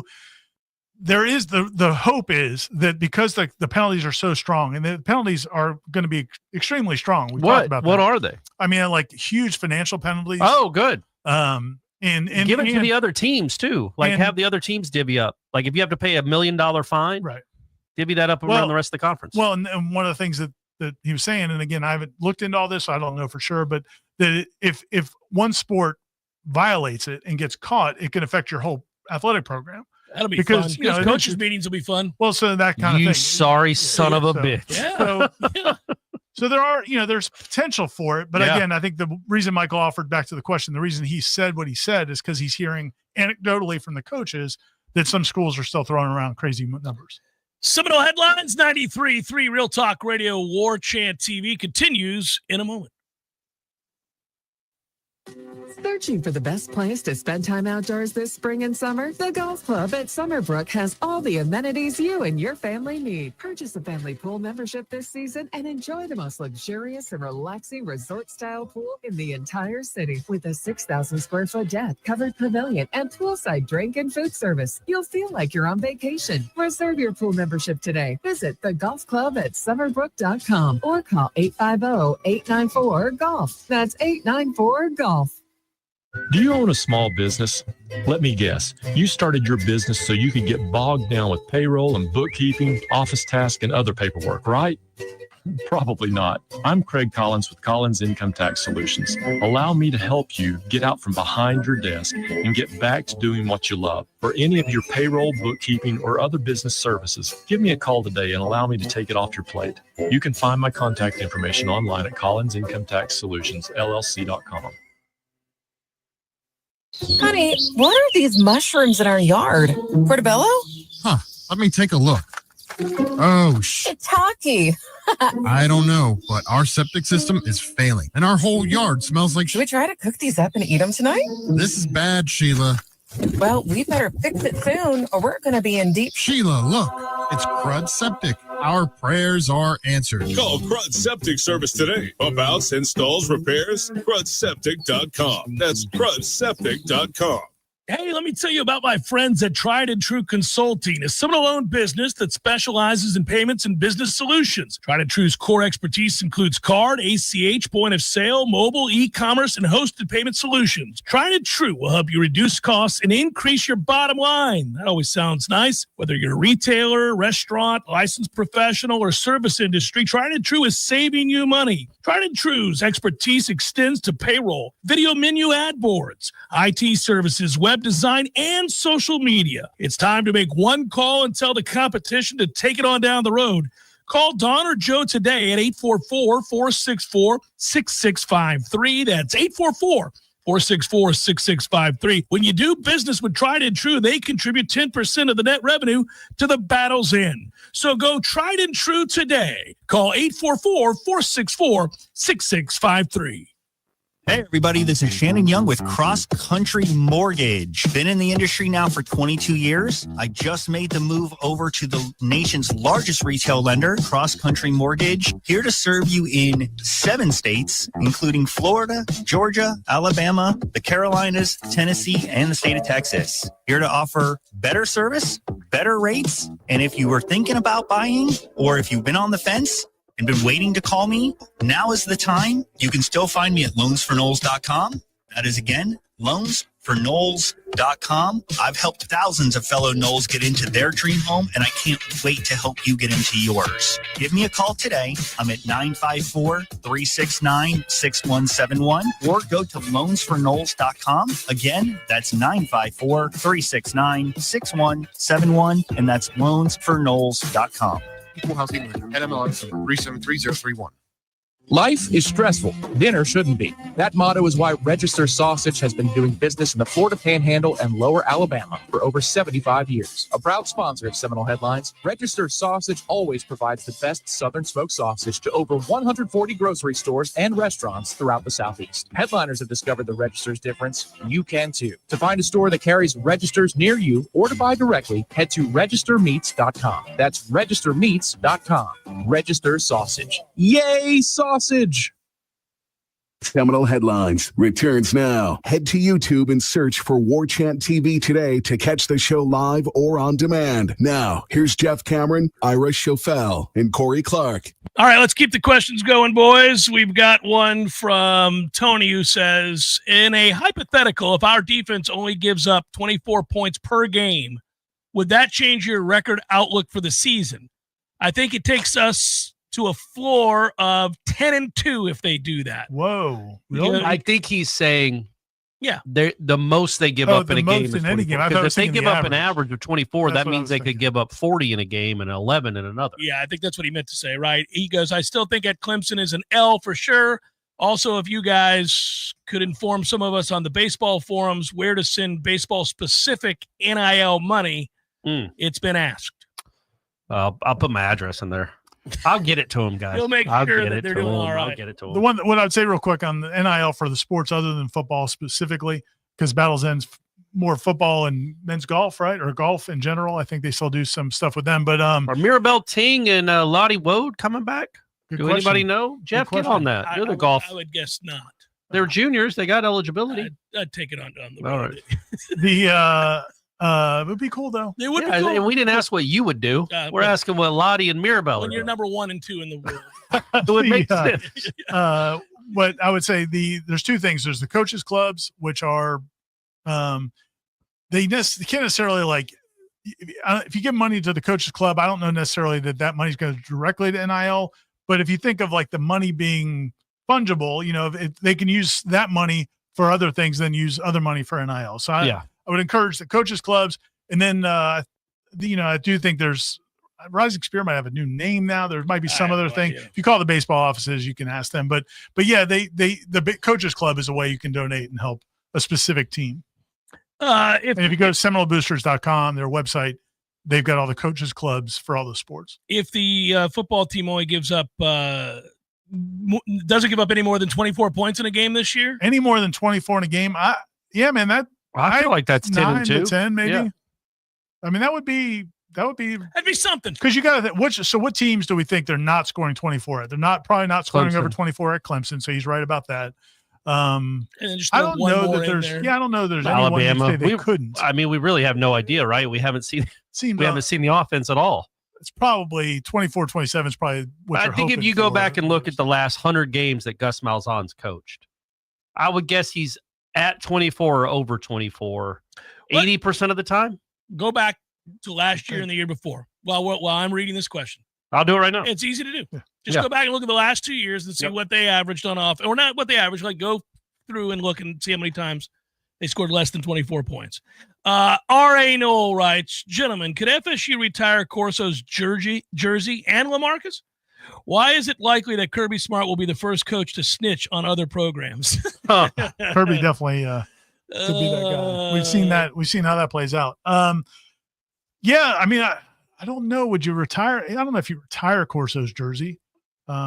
I think maybe, but you do figure out a way to honor him. I mean, I think that's what he's getting. Yeah, you can retire jerseys, not numbers. I've always thought you should leave the numbers alone. Well, for sure. Yeah. But even I mean, I don't know if you retire anybody's jersey if they weren't like, for statistical reasons, or something else top of. I mean, I guess for their impact on the sport, but I don't know. I still don't think you do the number. Looks like the answer was 5 last year, that they were under 24, but they did lose the quarterback, right? Well, I just knew their offense wasn't great last year. So they had 14 against Utah, lost 28-14, 21 against West Virginia, 31 against Arizona State, 56 against Arizona, 24 against BYU in a tough loss. BYU was good. 35 against Iowa State in a tough loss. Like that was a close game too. What year? Where was that UCF BYU game in the season? October 26th. Yeah, and I think that was like a last hurrah when they didn't win that game because BYU was really good. And then US they scored 13 against Cincinnati, and then 13 against Florida. Yeah, I think things went off the rails once they lost. 21 against Colorado, but they gave up 48, which was the biggest problem. 34 against TCU or 35 against TCU. Yeah, we would kill for those numbers for the 2024 Florida State team. Holy cow. You tell me 21 points in a game? What was that like? High cotton. Brad writes, will you all be attending the All-Star game this year? It is in Atlanta. No, I'm not. I will be, yeah. You're going. I got tickets to the Derby and the All-Star game, but I only get to go to one. I think I'd rather go to the Derby. I think that's more fun. The All-Star game is a bunch of strikeouts and groundouts because it's the best pitchers in the world. No, the home run derby. Oh, yeah. I mean, it's either the Preakness or the All-Star game. You missed the Derby, buddy. When did they start running it in May? Journalism doesn't win. Yeah. I don't prepare for anything. So I feel like the home run derby would be more fun, especially for Brady. I think for Brady, I don't know, but I was there when Sammy Sosa, when they was in Atlanta the last time. That was a lot more fun and memorable than the All-Star game I went to the next night. You also might see some kids get taken out by line drives, which is my favorite part. Well, that doesn't ever happen nearly enough, and I hope it doesn't happen, but part of me is like, I told you, I've been singing that for 10 years. These kids are going to get hit in the throat. Especially when they start and the sun is just like at that place, and you see kids out but you also, it's like 58-year-olds, and then there's one like giant 13-year-old that's roaming around and ranging, and he gets in front of one of these kids but doesn't catch it, and it blocks their view. All of a sudden, it's going to be right in the forehead. Oh, you just took an Acuna line drive in your face. Why do we have 8-year-olds all over the field? Shay, who are these kids? I should have thought of that. Tyler says, good afternoon, gentlemen. I listened to Jeff's show yesterday, and I agree with him that we need to run the hell out of Tommy C. But if he gets hurt, does that put us right back to 2-10? Is there any reason to believe one of the other quarterbacks on the roster can actually win us any games? There is the conundrum. Yeah, but it's not like I pray at the altar of Gus Malzahn. I'm not his biggest fan. I can't fathom a way that Gus Malzahn would have an offense that was anything like last year, even with a backup quarterback, because he's had to have backup quarterback. But to the question, you do have to weigh that. Like, because you do say it all the time, like run him. And it's true. I'm running him. But he's not the most physically impressive dude. Yeah. So that's going to lead to some wear and tear. Even if it's just soft tissue things, it slows him down. Now he's not as explosive. So I do think there's going to be a management of that. Yeah, I think picking some spots. I think there are games where you won't need to run them at all. That's what I would say is in those games, you got to be smart. Yeah, I wouldn't run them then. But any game in which because it was in North Alabama. Yeah. I'm glad you caught yourself. I would, and also you can't coach football scared, right? That's one of those things where it's like if you get hurt, he gets hurt. I just remember that whole year that Deshaun Watson ran over everybody with Clemson, and if he had gotten hurt, they were screwed and they won the national title. You just got to do it. And he is brought here to run. That is why he's here. He was not brought here as a great passer. And I do think Sperry is Castellanos-esque with his athleticism. He's very athletic. Yeah, and I think that's and Brock Glenn is not slow by any means either. Brock Glenn can run. We don't know if he doesn't have the wiggle that I think Sperry does. So you're going to have options where the offense can stay the exact same. It's not going to be as dynamic, but you'll still have a dynamic-ish quarterback. By the way, looked it up. 2023, 10 games over 24 points. Good. And the two that weren't 24 were 22 and 23. All right. No, I'm sorry. They only had 18 and 1, but they won it. was an 18-16 win over someone. I can't remember who. Gentlemen and Uncle Jeff, our fielding these last 2 years has been dramatically improved from the last 10 years of FSU baseball. Is the improvement solely a talent upgrade or specific drills? Also, is Miles Bailey the best hitter we've had since, say, Buster Posey? Thanks for the show, guys. Can I want to Miles Bailey real quick. I don't know that those are both good questions. By the way. They are. I would say Miles Bailey. I wouldn't even put him in the top 10 or 15 hitters in Florida State history yet. Not maybe even not 50. You think about Tyler Holtz and people like that. I mean, there's guys that batted 400. He is the best pure power hitter in my opinion, they probably ever had. How I've could they ever seen? I mean, it's unbelievable what he does when he hits a ball. That's power to all fields. He's a massive human being. If he's that guy that he was at the end of the season, then yeah, he's going to go down as one of the best Florida State hitters. But power hitters, holy that quote cow. That was awesome. In Corey's column about Miles Bailey, he quoted the Matt Diaz tweet, which was awesome. Yeah, he's already worlds better as a hitter than I was. It's cool to see a guy that holds the record for home runs as a freshman be like, man, I'm not in that guy's. Yeah, he's Matt Diaz. If you didn't know, he has the most home runs in Florida State freshman history. He had 22. Bailey finished with 19, which was ahead of JD and Steven and Drews.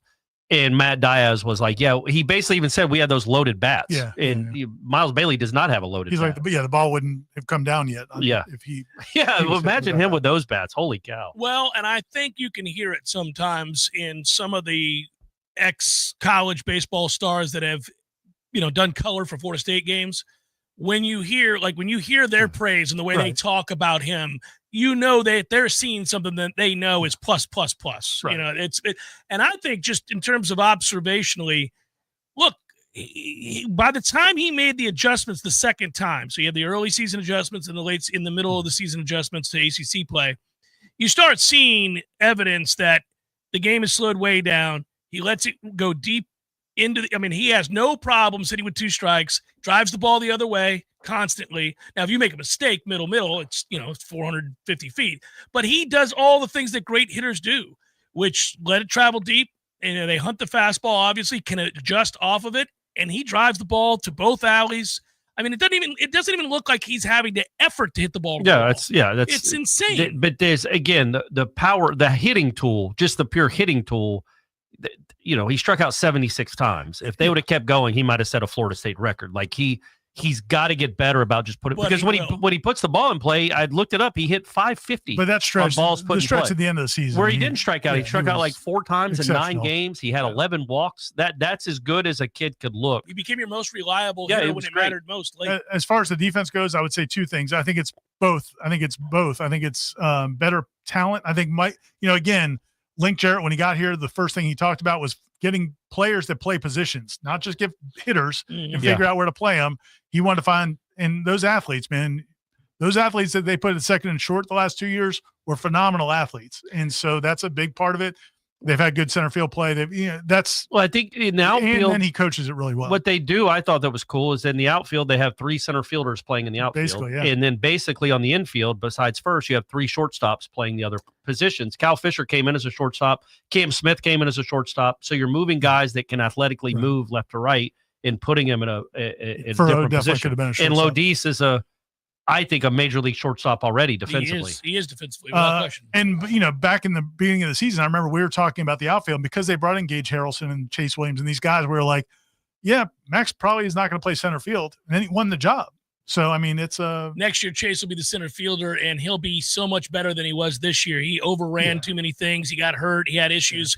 I think he needs to not slam into the right fielder and the left fielder. I think he's going to be exceptional next year. And if you get him, first of all, his ability next year to be in center field with that speed, and now he'll adjust, and he won't play hair on fire all the time. He still has not played in that many college baseball games. No, right. Like 30. And then he'll hit from both sides of the plate next year, and what will he steal?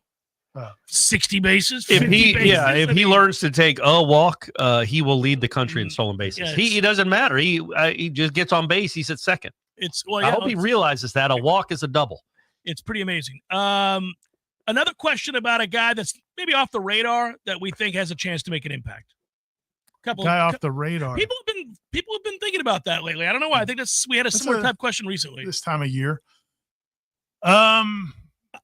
I'm trying to think. Off the radar? I don't know. I don't know if this qualifies as off the radar because we talked about him a lot in the spring, but I think a surprise to the more casual FSU football fans, I think people are going to be surprised what Javen Boggs does. I think he's going to be a guy that really is a big impact in the passing game. I think he may end up being, especially if Tommy feels like a good chemistry with him, is like a dump down guy and dump off guy. I mean, I think he could have a ton of catches. I think I'll go way off the radar. All right.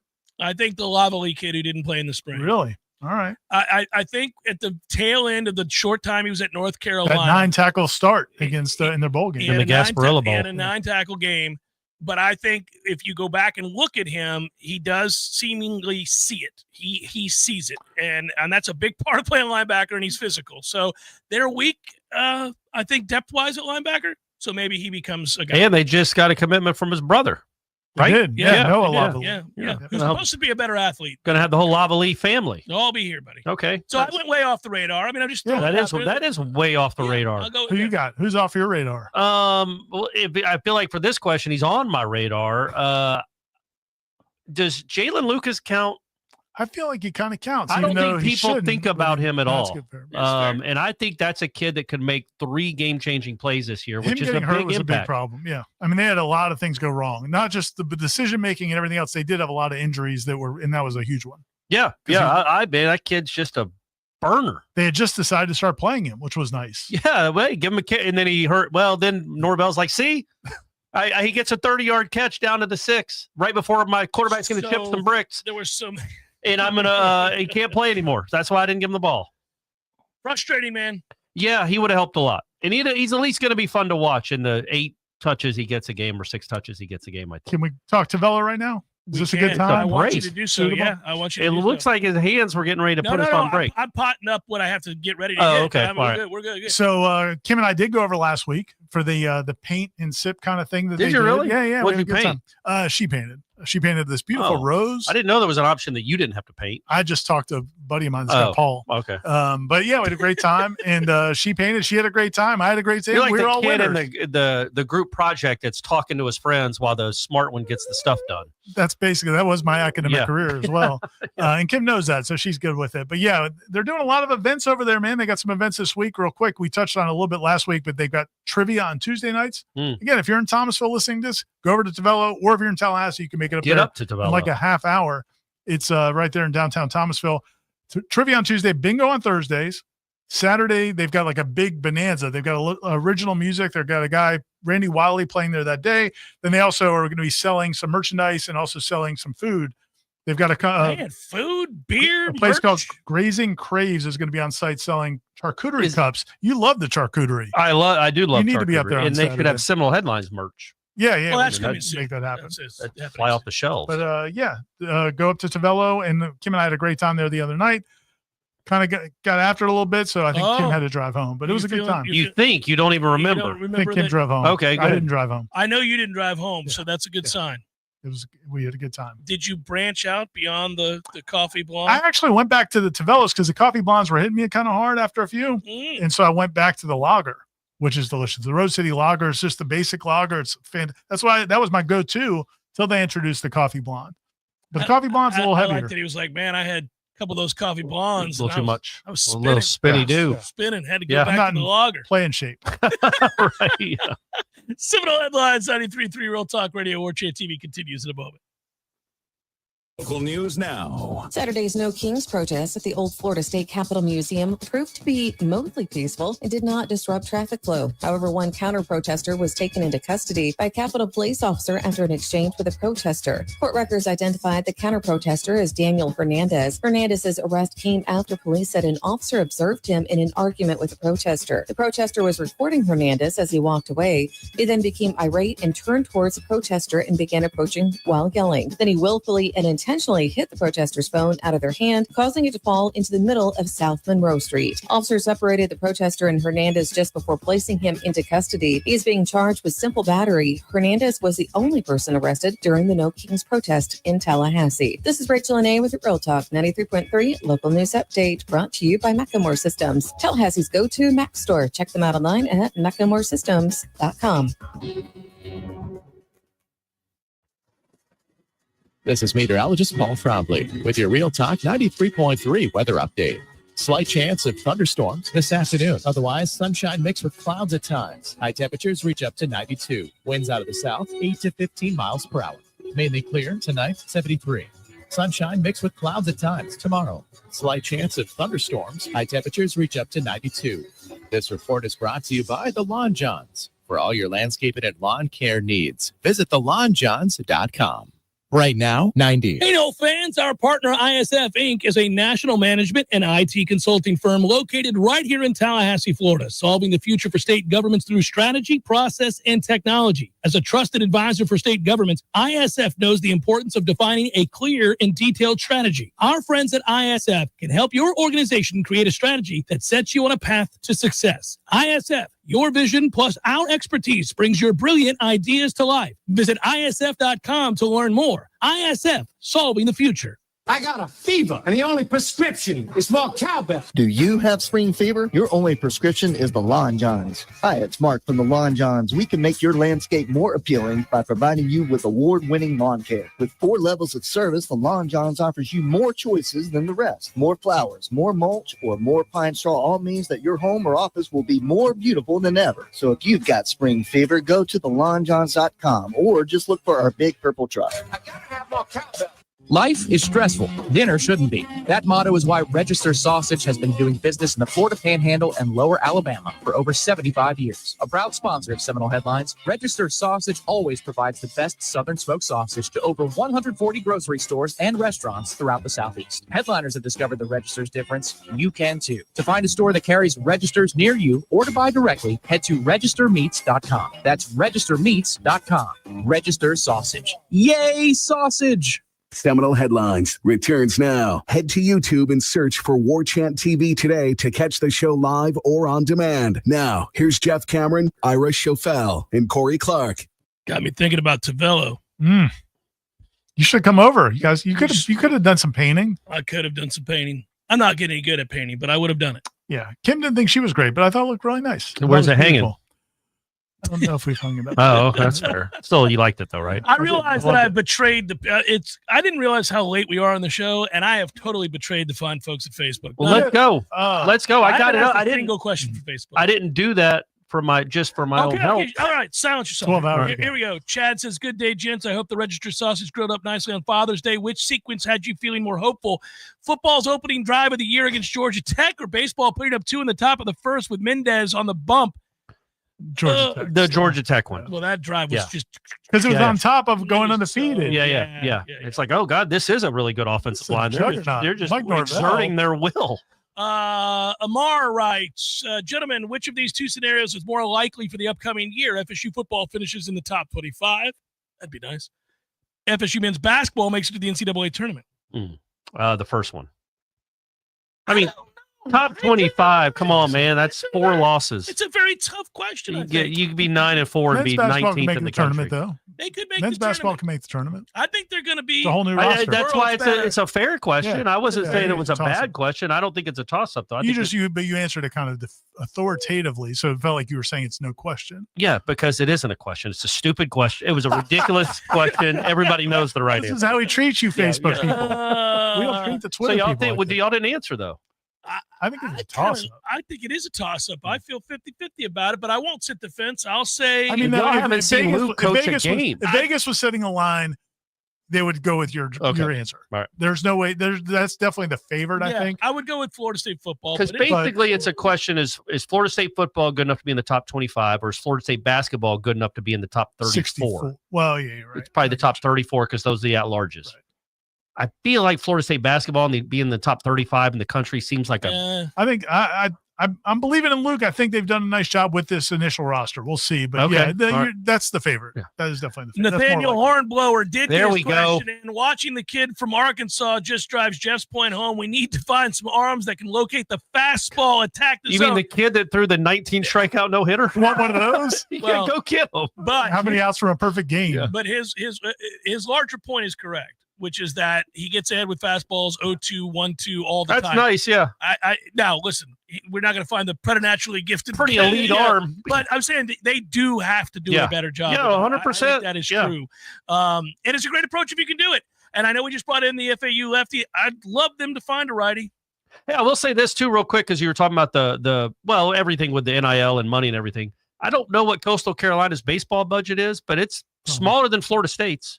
And that's a good program with a good coach with good arms. Right. It can be done. And Link has shown. I think Link has shown his budget has not been anywhere close to what some of those SEC. I know they're an anomaly, but they're always a good program. They've won a national championship, and that team this year is really good. They've won 25 in a row. I just jinxed them. They're about to lose 2 in a row. They don't hit all that well, but they can pitch. Yeah. But they can really pitch.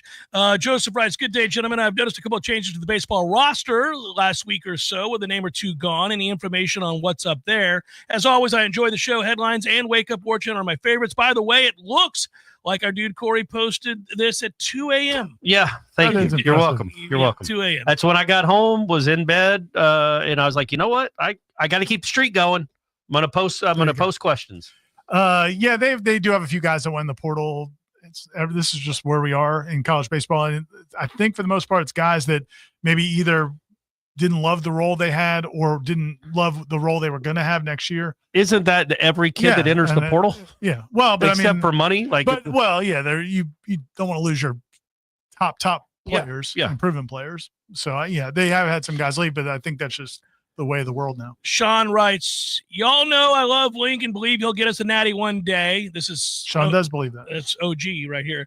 What he's done in a short period of time is remarkable. I know everyone was hyper-focused on Joe being out there too long in the 9th, and we should have pulled him, but I want your thoughts on Game 3. Apparently, Wes wasn't feeling well. It was really evident quickly that something was wrong with him. My heart goes out to him because he's a good young man and he helped us get there. I just think he should have been pulled a lot sooner. A pitcher should not be out there to be in a position to give up 7 runs in any inning. Your thoughts there? Well, it's always a tough one. It's tough. They didn't have a lot behind him. I do think early it was evident he didn't have a second pitch. But if you know he's not feeling, but not just the ins and outs of the game. Well, my point is, Corey, if they knew he was sick. Yeah, that's what I'm saying. And he doesn't have a second pitch. Yeah, but, but if you know he's sick, then go to someone in your pen and be like, hey, man, Wes isn't feeling great. Stay loose, get loose, because we hope we don't need you.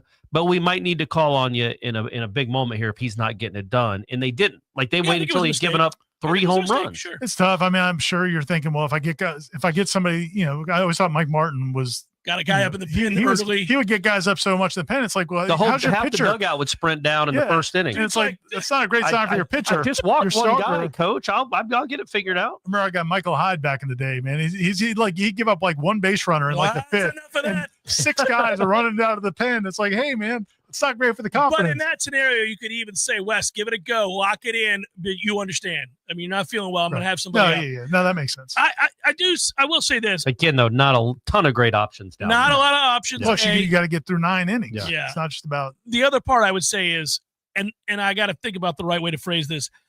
I don't know if I believe that. No, I think it was true. And the reason I say that is not to undercut Link. You think Link's defending him? I think he was trying to give him a bit of an out. I mean, because I thought it was weird. I wouldn't have ever brought it up. I would not have been like, he had allergies. Like, don't start him if you think he's sick. How about that? Right. Yeah. No, that's fair. I didn't like that. I would have left it alone. That's fair. Just as an I think aside. he's trying to help the kid out. That's why I do think it was true. Give him some nose spray. That's why I think it was true. And I think because this thing was pretty specific about the allergies part of it too. I think he's just trying to help the kid out. But I get your point. I just think, you didn't have a lot of great options, which goes back to what we talked about last week. Was like to see, just some more diversity of arms after the start. So that kid that threw the no-hitter is their number 2 starting pitcher for Arkansas. If you're Arkansas, he saved your bacon because not only does he pitch a no-hitter in the first one, you save your bullpen. Eisenhower was president, but you also, you're coming out of the loser's bracket. You have to beat LSU twice. Here's my man, just like, I got it, boys. Yeah. I'm going the whole way here. Butch did want to know, it's a longer question, but I'm going to shorten it because we got 40 seconds. He wants to know, do kids have to report their NIL deals? Is it voluntary? No, they will have to now. It's not volunteer. If it's over $600 or 600 or more, right? That's what gets taken a look at by Deloitte. So $5.99, you can throw as much cash at a kid on campus if you want. Just and that's throw what somebody was saying. What if you sign a $500 deals? Like, hey, every week we're going to give you a new $500 deal. You don't put pen to paper. You don't need a paper trail. You just throw money. You give him $500 every time you see him. Allegedly, and again, man, it's hard to keep track what's real and not. But apparently, even those deals that are less than $600 still they factor in to your 20.5 million. Yeah. So that would, if you did that, try to go around the rules, it could be a problem, but who knows whether or not it's enforceable. Say goodbye, boys. I'm going to get into realty. That's it. Love Say you goodbye. guys. Love you guys. Bye-bye. Until next time. Thanks, everybody. Bonus hour up next. Stay tuned.